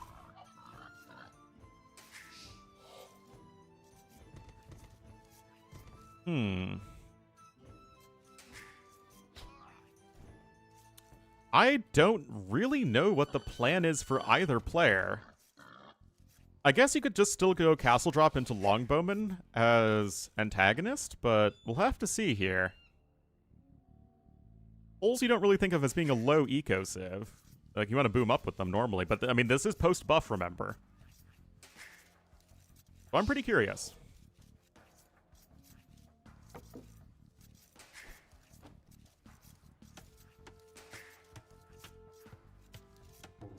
I recommend. Honestly, as my dad likes to make fun of me, I don't really read that much these days. Usually pretty dead after all the streaming and YouTubing stuff and just watch TV or play games.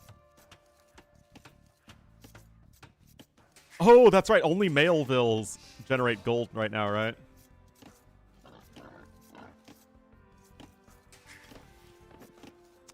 Do a movie?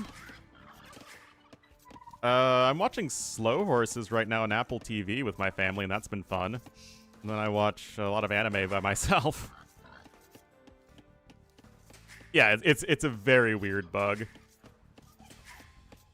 At 70? Oh, really? That is so freaking bizarre. No, it's not intended. There is never a practical difference between male and female villagers in the game because you don't choose whether a villager is male or female.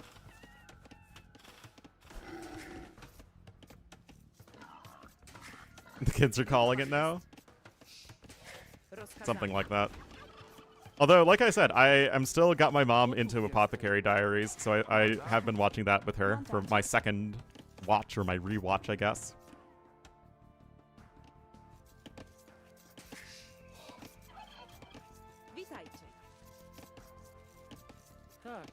Watched Arcane? Big fan of Arcane. Probably makes it into my top 10 favorite shows of all time. Love it. And I don't play League of Legends at all. The houses, yeah, you should build them one tile away from the TC. That way Vills can still eject at any direction that you need them to, but you are maximizing the amount of area that can full vark it up.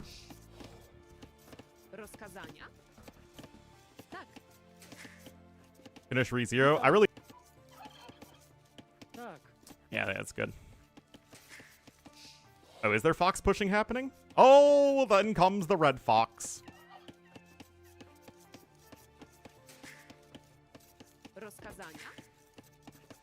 Gotów jestem. Witajcie. Poor fox, man. Sag. Running so you get housed unless he plans on clicking. Is he gonna tower rush? I mean, that is the traditional play with poles. I don't like it. Okay, so it is just gonna be for a tower rush. Gotów jestem. Ready. Yay, Grayton. In the way of nostalgia. Ready. I don't like it because if you're gonna change a core mechanic like that, there better be a really good reason to do so. And I feel like it adds nothing to the game while taking away, you know, some of the risk that you would associate with trying to shoot your boar with the TC. And it also eliminates some of the, in my opinion, the good kind of laming, which is like sending a Vill forward type of laming.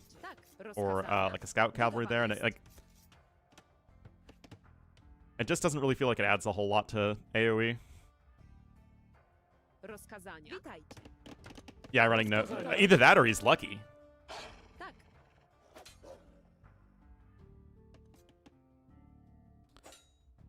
Yeah, there's still decay. Fox, you'd think the Britons would be doing the fox hunt party.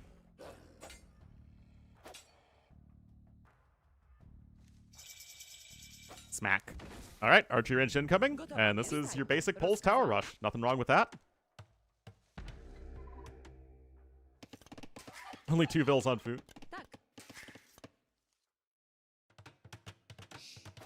Archery range incoming, and we already have the secondary layer of walls incoming, but Britons, of course, can get a very nice uptime themselves with their early shepherd bonus.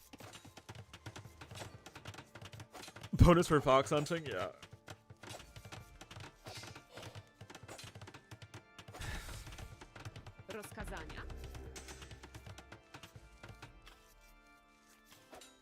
So, double bit axe is in. But Green's going to be able to buy himself a lot of time. Now, he's still likely going to go for Market Blacksmith.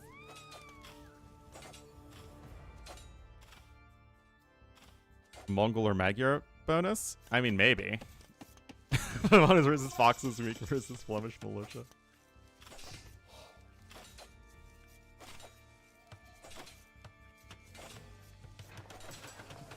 But the aristocrat would have to say, like, very stereotypical British phrases, like, tally-ho, an old chap.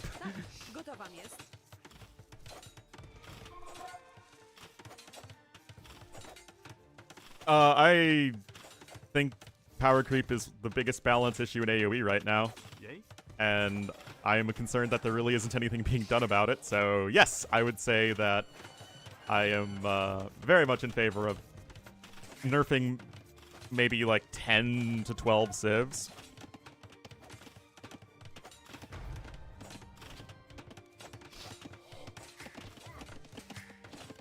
Still don't know what the mid-game plan is, though, for Antagonist. I guess just throw a bunch of vills on stone and work towards longbowmen? I really don't know. Okay, so I'm just saying that Midweek Madness has given us some really fun games with only having AOC civs, so, you know. Alright, Horse Collar coming in. There's the market here for running. Does have the archers, of course, to garrison inside the towers. We are going to need to see a defensive tower from Antagonist. And there we go. And Antagonist does need that defensive tower. Running's actually the one who cancels it. I guess Antagonist is just not too bothered.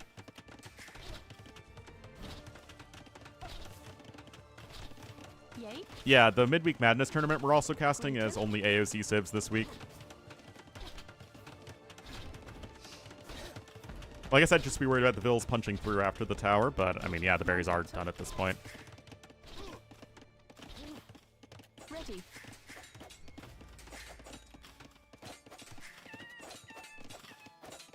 Shut up, Fox. Oh, nice hit there from running. I'm still extremely confused, though, as to what exactly the game plan is right now for Antagonist. I mean, yeah, sure, go for the Mangonel and start shooing away the enemy towers. Yeah, I mean, Antagonist is defending very well so far, for sure. That said, Running does have Horse Collar in to start his own farming bonanza.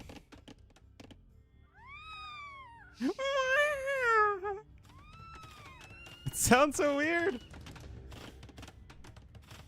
Guard Tower are a very real possibility once Castle Age comes in, but that's only if the towers are alive, and that's actually why these days, more than ever, if you see a tower rush on Arena, it's that much more important to mangonel the towers down ahead of time. Oh, how'd that guy get in? Must have followed the Scout Cavalry. Yeah, foxes sound very weird, apparently.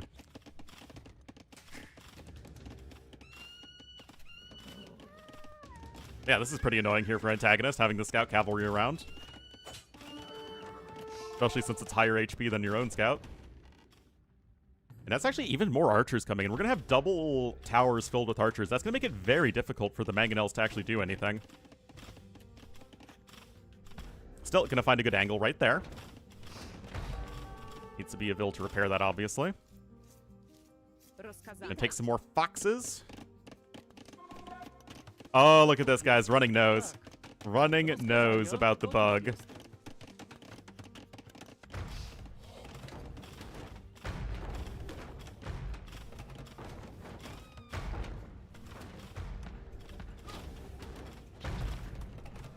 Anyway, great positioning there for Antagonist. Monastery coming in. Still have absolutely no idea what he's doing with Britons in particular. Chicken saturation? What?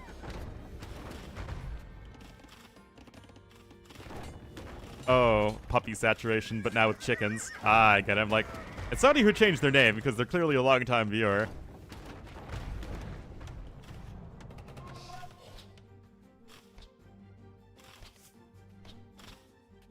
Basically every arena game. Oh yeah, it's very, very popular tower rush on the ladder. But yeah, this is basically what you do.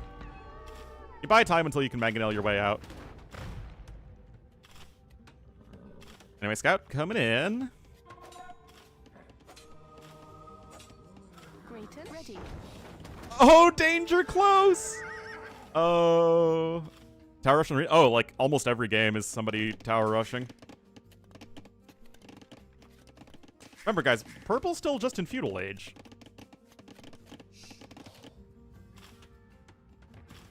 This really isn't feeling all that great for him.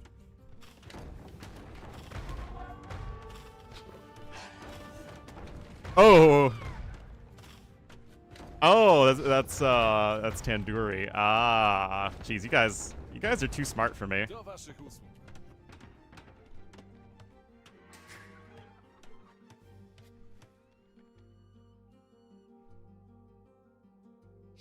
As a viewer? I think so long as there's some diversity, it's fine. I want different stuff to be viable.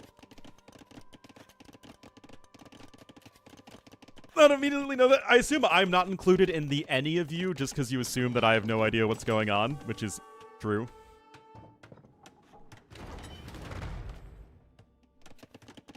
Anyway, guys, running is still a little ahead in terms of resources. And I still have, again, no idea what Britons are doing here.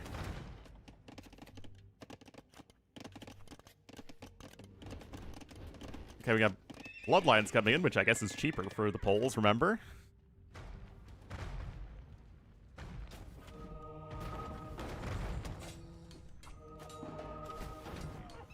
Oh, Mango's trying to get the hits off, but yeah, everything's still gonna get obliterated. Well, that wasn't great for running. I mean, he's gonna be able to make it to Castle Age just fine.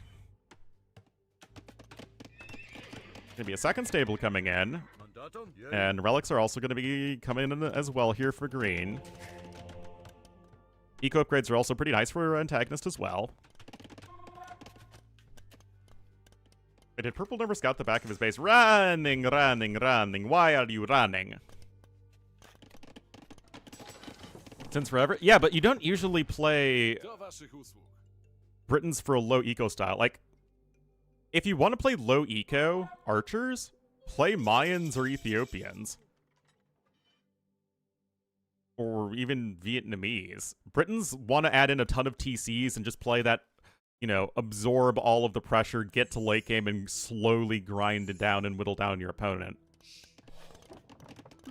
Okay, now we have the builds going on over to stone. So I guess Antagonist was really just focused on getting himself set up defensively and only then getting the castle down. And I mean, he's on 4 monks, though, which is obviously quite a lot. Bodkin coming in as well. Second archery range. Are we... Please tell me he's not going cav archers.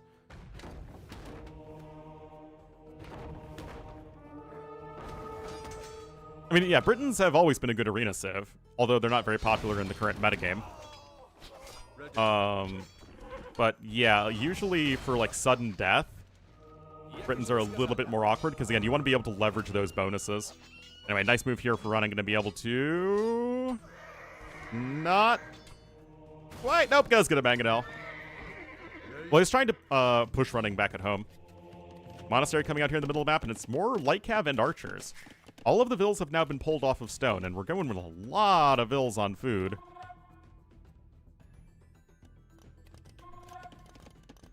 I mean, I guess Antagonist can still just try and push across the map, drop a castle, and click up to Imperial Age.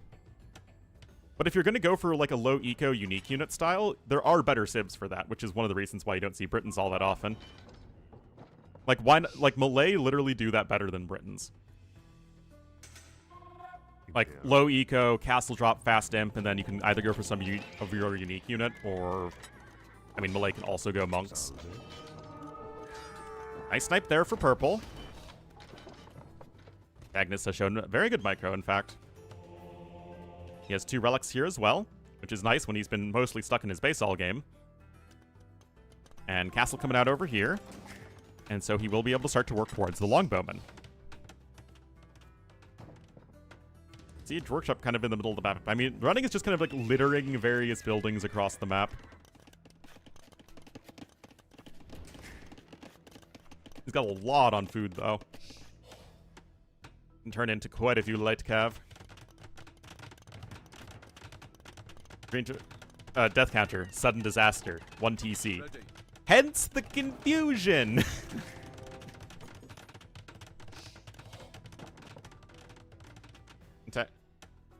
Again, but these are 2 civs that both typically play with a high eco. Like, you can't light cav spam. Okay, running using the market, and the uptimes are actually going to be very similar. Uh-oh, danger zone, female on stone. Uh-oh.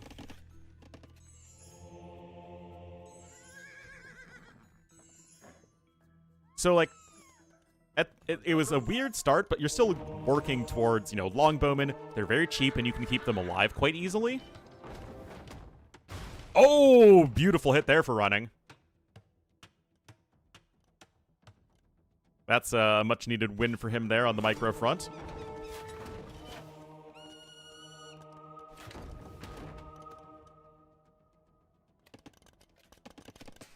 From a different building than TC.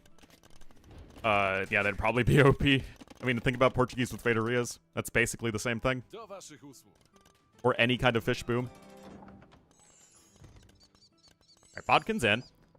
But yeah, now it really is going to be, to me, a question of what the heck are you going to do with poles? Ready. Monks? I mean, it's usually just a good idea to kill enemy monks, no matter what civ they are. There's the university coming in for ballistics. Well, that's your fault, because fish booming is going to be on every map now. Okay, castle coming in here defensively to help protect those farms, I guess. And that's a 3rd stable.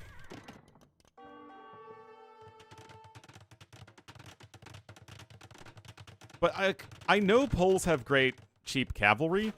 It's still not really all that viable to go for Schlachta privileges on 1 TC, because gold isn't typically the restrictive resource at this point, it's food.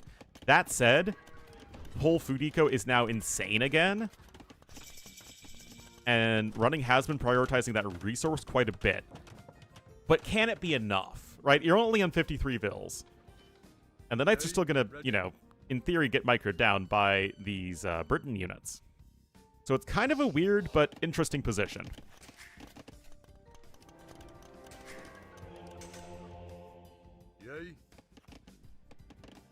I mean, you're going to have chain barding armor in just a moment. Yep, it's the British. It is indeed. You don't even see Poles all that often either, so it's kind of an interesting matchup all around. Oh, you go. Well, again, that's the necessity of this setting, since you can't add any extra TCs.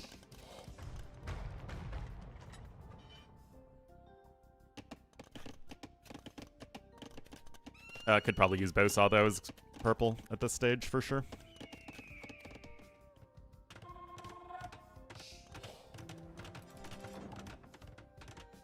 Big blob of longbowmen? Well, here's the thing.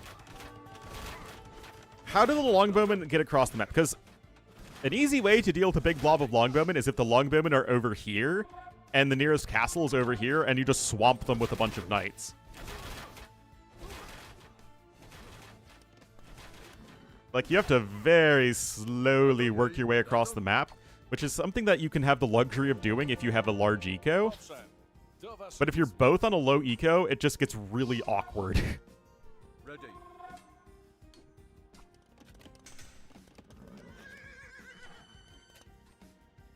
Antagonist? Well, I don't really think I guess he was a little too afraid to put it forward, but I think he probably had to.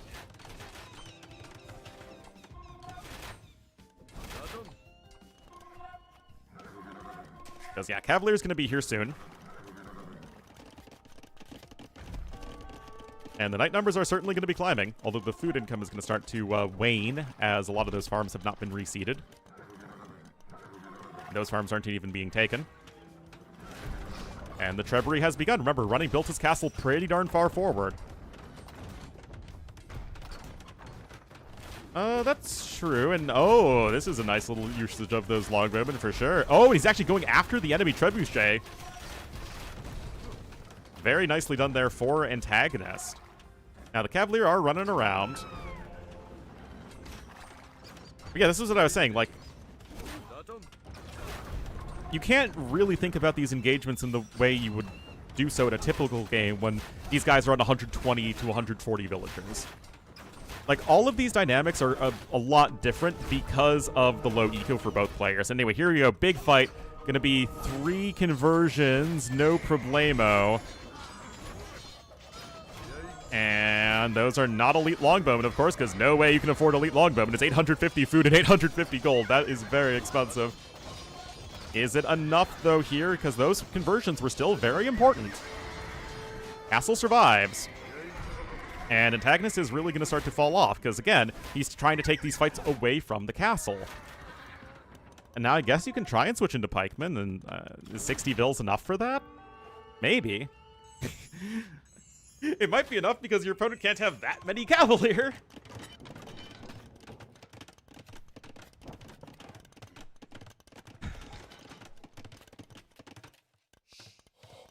But of course, Britons are one of the top defensive civs in the game.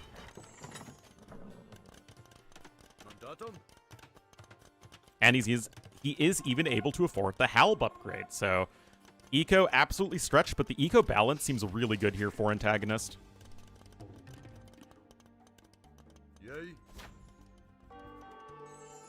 Yeah, and he is still ahead in resources destroyed. Still missing all the attack upgrades as well here. Ready. Not the fox!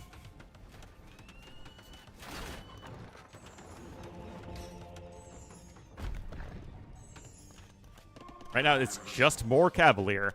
But as the Halb numbers are slowly climbing, you can reinforce the Longbowman numbers and Treb numbers from the castle. And Antagonist is doing quite well for himself. He is still ahead in the resources. Again, not having Bowsaw is really painful. With Dark Age armor, which is to say no armor. Yeah, Antagonist also getting 4 relics was very good, and he is looking to be in a very solid position here in game number 3. Despite that fight being a little bit awkward, he's back to mining stone, he's got the Halbs, he's got the Longbowmen. But again, the restrictive resource at this point isn't the gold that you save via Slaughter privileges, it's food. And even with Pole food eco, it doesn't feel like enough food income for all the Cavalier that you need. Yeah, Foxes decay. Unless they're Churchins. Mandatum. And recognition here for running that he just simply cannot take that fight. Yay, Mandatum. I mean, these Longbowmen, Castle Age Longbowmen still have the same attack as an Arbalest, so that 6 base attack is very helpful. Anyway, Scale Mail Armor coming in.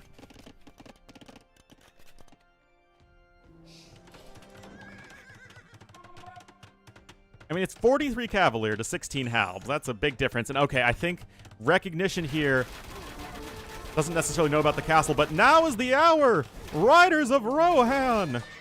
Oaths you have sworn! Now fulfill them all! Oh, I think it's enough here for Antagonist. It's at least going to get the castle down, which is all you need, I think, because that gives you a position to siege your opponent's castle and just keep this pressure rolling. I say that, is it a doubt castle? There's 1 bill left, it's at 94%, no! I mean, the Cavalier numbers are dropping a lot. The Longbowman numbers are still relatively healthy.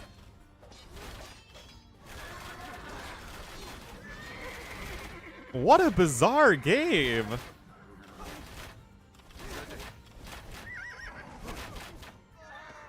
14 villagers killed. Remember, villagers are very difficult to replace here because you're on 1 TC.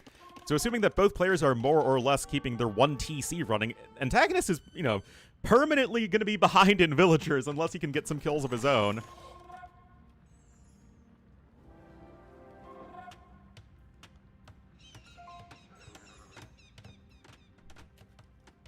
Yeah, I definitely did get some helps. Mandatum. This is so, again, it's just really interesting to see a matchup between two civs that like having a lot of villagers both play with very few villagers.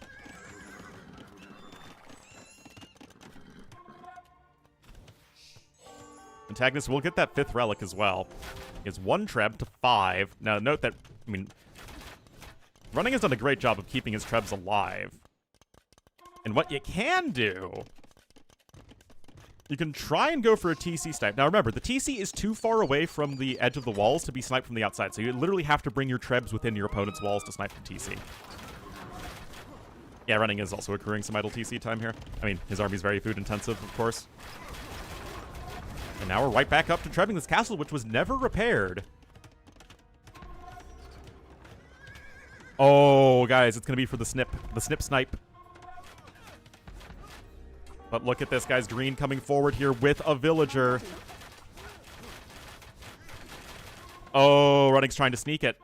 But the Trebs are just going to walk forward. Ready. Can't take that fight either. I don't know about this, guys. 72 army right now for Antagonist.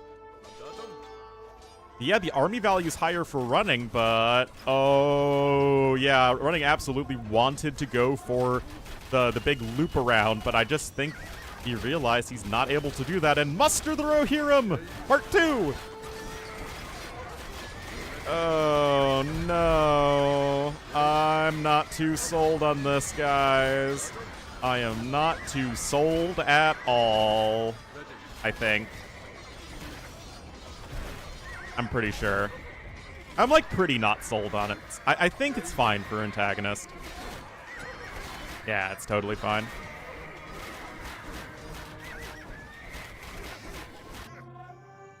That was a weird one, but a very good game still.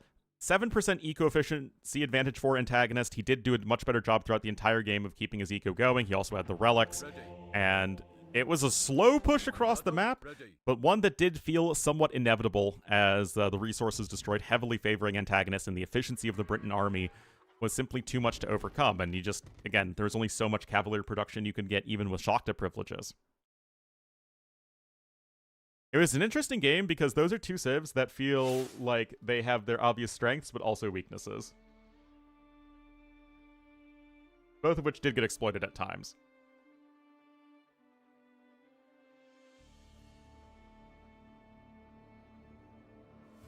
And that is Britain's over Poles, which is, you know, the highest remaining pick versus the last pick, which means that Running still has his #1 pick left, but he is going to need to win both of the remaining games. And that was Running's home map as well. So we have Hideout and Triple Tunnel. And it looks like Hideout's going to be the next one.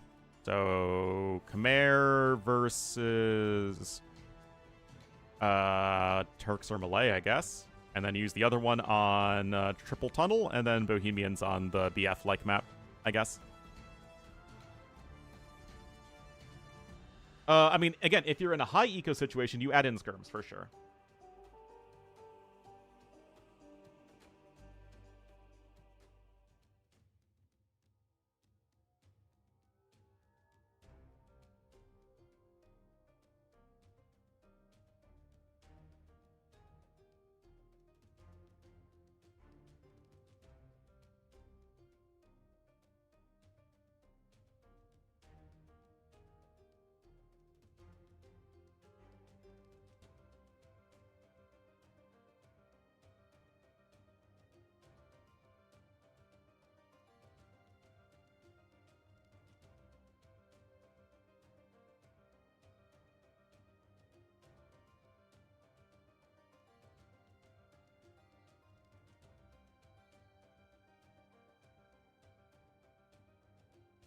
No, it's a brand new moon. It just popped out of nowhere. Well, didn't Uranus have a bunch already?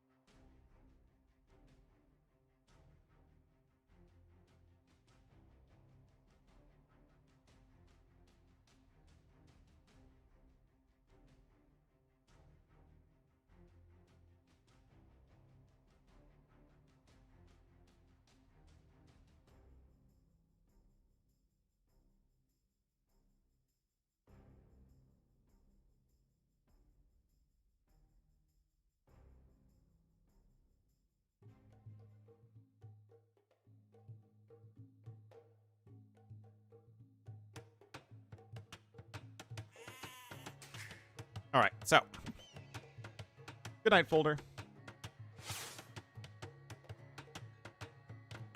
All right, I need to take a quick break, guys, so I'll be right back. Antagonist is going to be the green, Malay here to the north, 1 game away from the next round, and tournament life on the line in the purple as the Khmer it is running. Moon 29, there we go.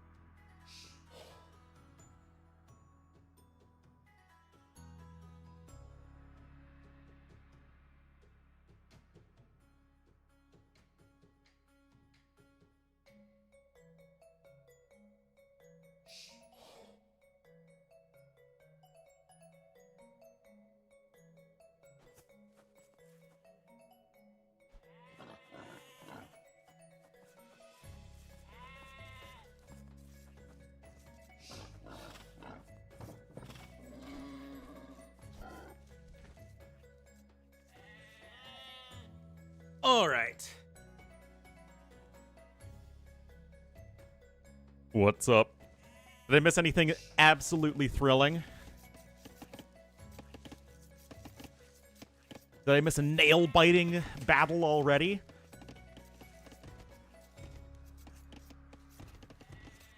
Also, does anyone feel bad about Burmese? That they're the only Raja Civ that isn't, like, top-tier overtuned? Like, Khmer, Malay, and Vietnamese are all, like, 3 of the very best civs in the entire game. And you have poor Burmese, just kind of hanging out there. Still a niche pick.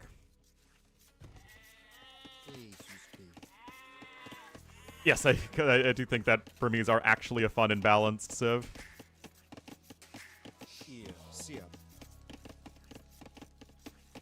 You're a special person to me, Pascal Sauvage. Don't you worry. Alright, so what's the plan here, guys? I guess not too concerned about a Khmer Tower rush.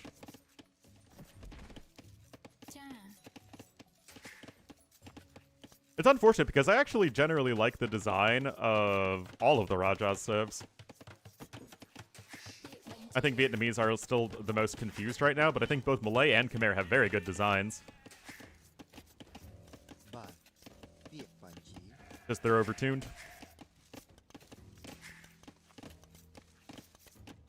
Yeah, I never really understood why Hera was a Burmese fan, because it feels like when Hera plays Burmese, it's not usually like, oh, I really want to go full clown or go full Arambai. Usually he just plays it like a, you know, reasonable AoE 2 civ.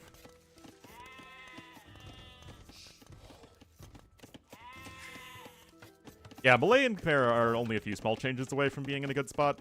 Vietnamese are a few more changes than that, but they're still very much in the right direction. Especially as both Khmer and Malay started out, or Khmer and Vietnamese started out in a terrible position design-wise and balance-wise. They've come a long way. Burmese have too, and they've also, again, come a very long way.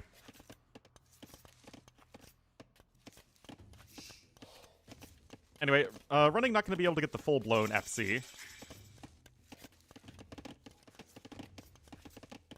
It's a very Hera thing? Yeah, that's true.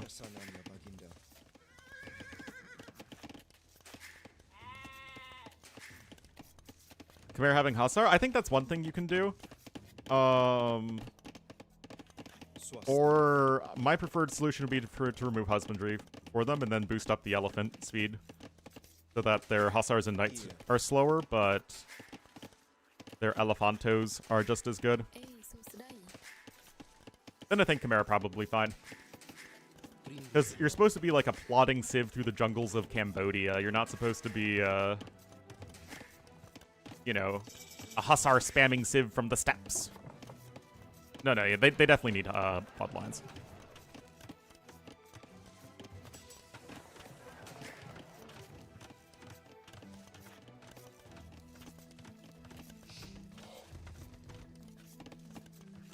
Husbandry civs with elephants closer to Khmer elephant speed. No, so like, what I would do is I would remove Husbandry and then increase the Khmer elephant speed bonus by 10%. So it's basically, you get a super good, you know, the Khmer get the elephant speed the same. So it's still, even percentage-wise, faster than the other elephant civs. Because Khmer are a pretty elephant-centric civ, even for among the elephant civs.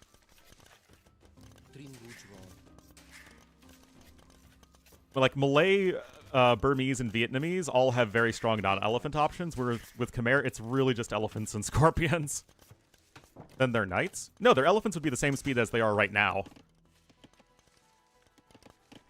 So like, what is that, like 1.15 or something in that ballpark? And even knights without husbandry have 1.35, so knights are still faster.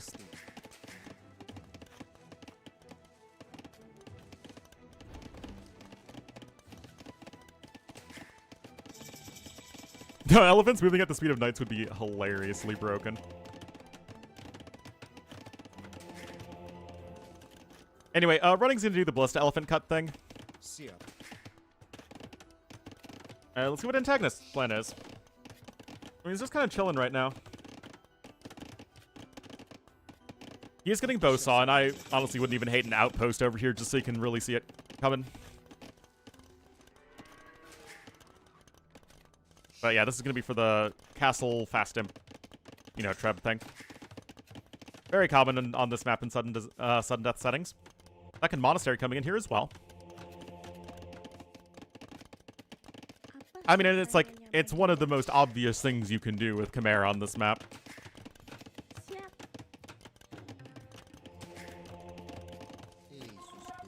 You know, it's not a newfangled strategery by any stretch. Honestly, the running's kind of slowing down on the food income. So specifically Khmer and Burmese, at least? I don't... Thing is, halbs need to be really good against elephants, otherwise nothing kills them. I mean, elephants are always a very difficult unit to balance, but I think elephants in late game are probably fine. Problem is, no one even tries to make elephants, so it's hard to say just how good or not they are. Ah, and he is going for the outpost. Perfect. Love it, love it. Well, Imp is on the way. Gonna drop the castle here, right next to the TC.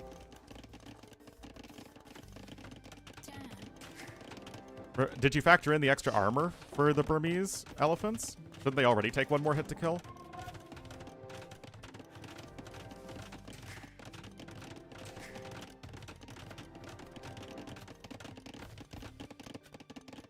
They're a huge HP pool? That is true.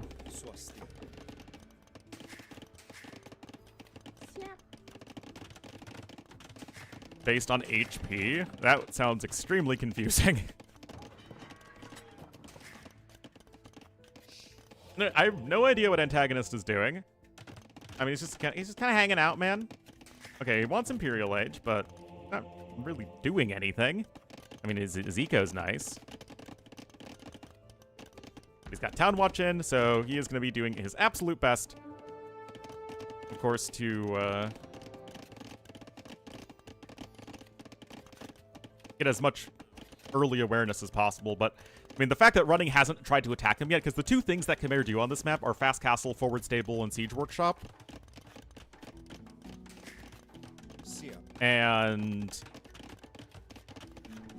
this. Exactly this. One Ballista Elephant's coming in to do the cutting.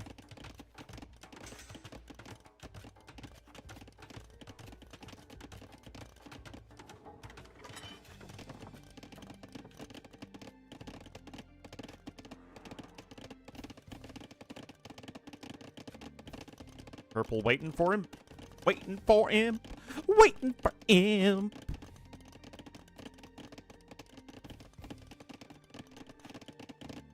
I mean, yeah, remember, Running's had a lot of idle time. He's just been spending a ton of time cloaking up, and it's Malay eco. I don't know if I would say that Khmer or Malay have a better eco in general. I mean, they're both super good. Top 5, though.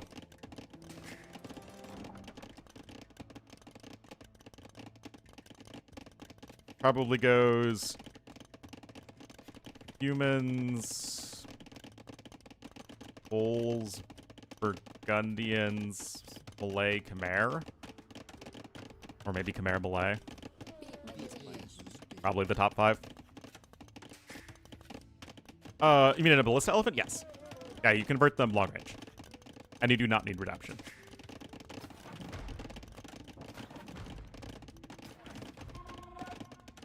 Anyway, it's cutting time. Now, this could still absolutely work, but, I mean, literally look at this. And as someone pointed out, yeah, you can certainly see it coming.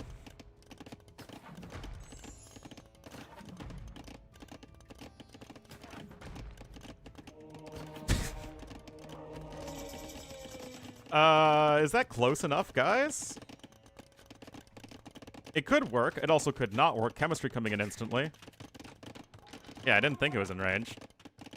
Wow. I don't know about all this, guys.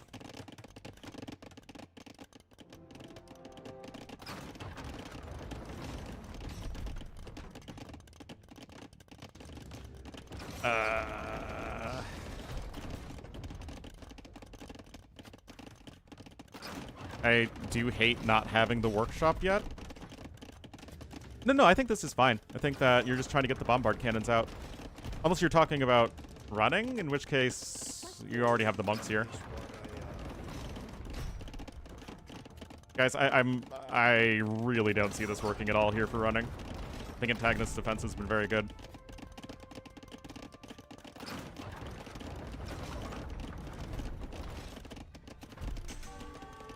I got the bombard cannon on the way. Oh, it's actually double workshop too.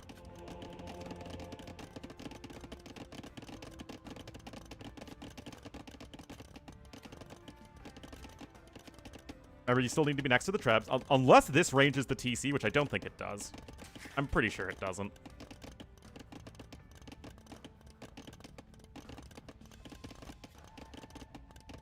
And, I mean, the second the elephant comes even close, the monks are going to convert it. Unless you can get it all the way through. But even so, I don't think this is going to work. Bit of the S word, though. No way this actually... Oh my god! Oh my god, is it over?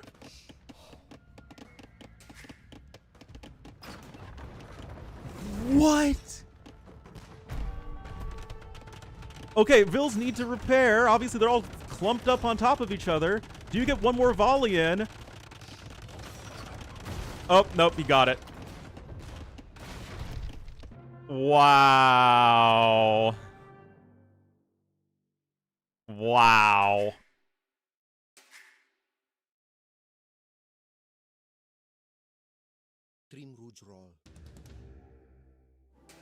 That was wild. I mean, it was like all the slight difference in the timings. But yeah, this is a strategy that works if your opponent doesn't see it coming. But I feel like we're long past those days. And Antagonist will get the 3-1 win here. I mean, again, if your opponent isn't going like immediately for the forward stable Siege Workshop stuff with Khmer, you know this is exactly what's happening.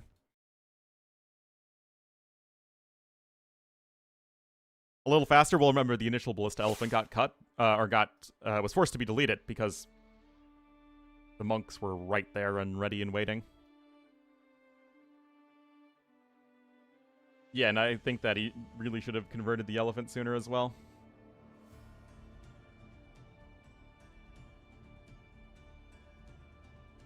Mind games.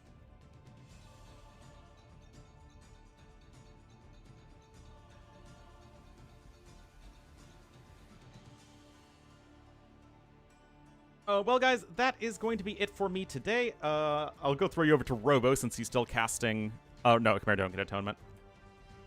The thingy?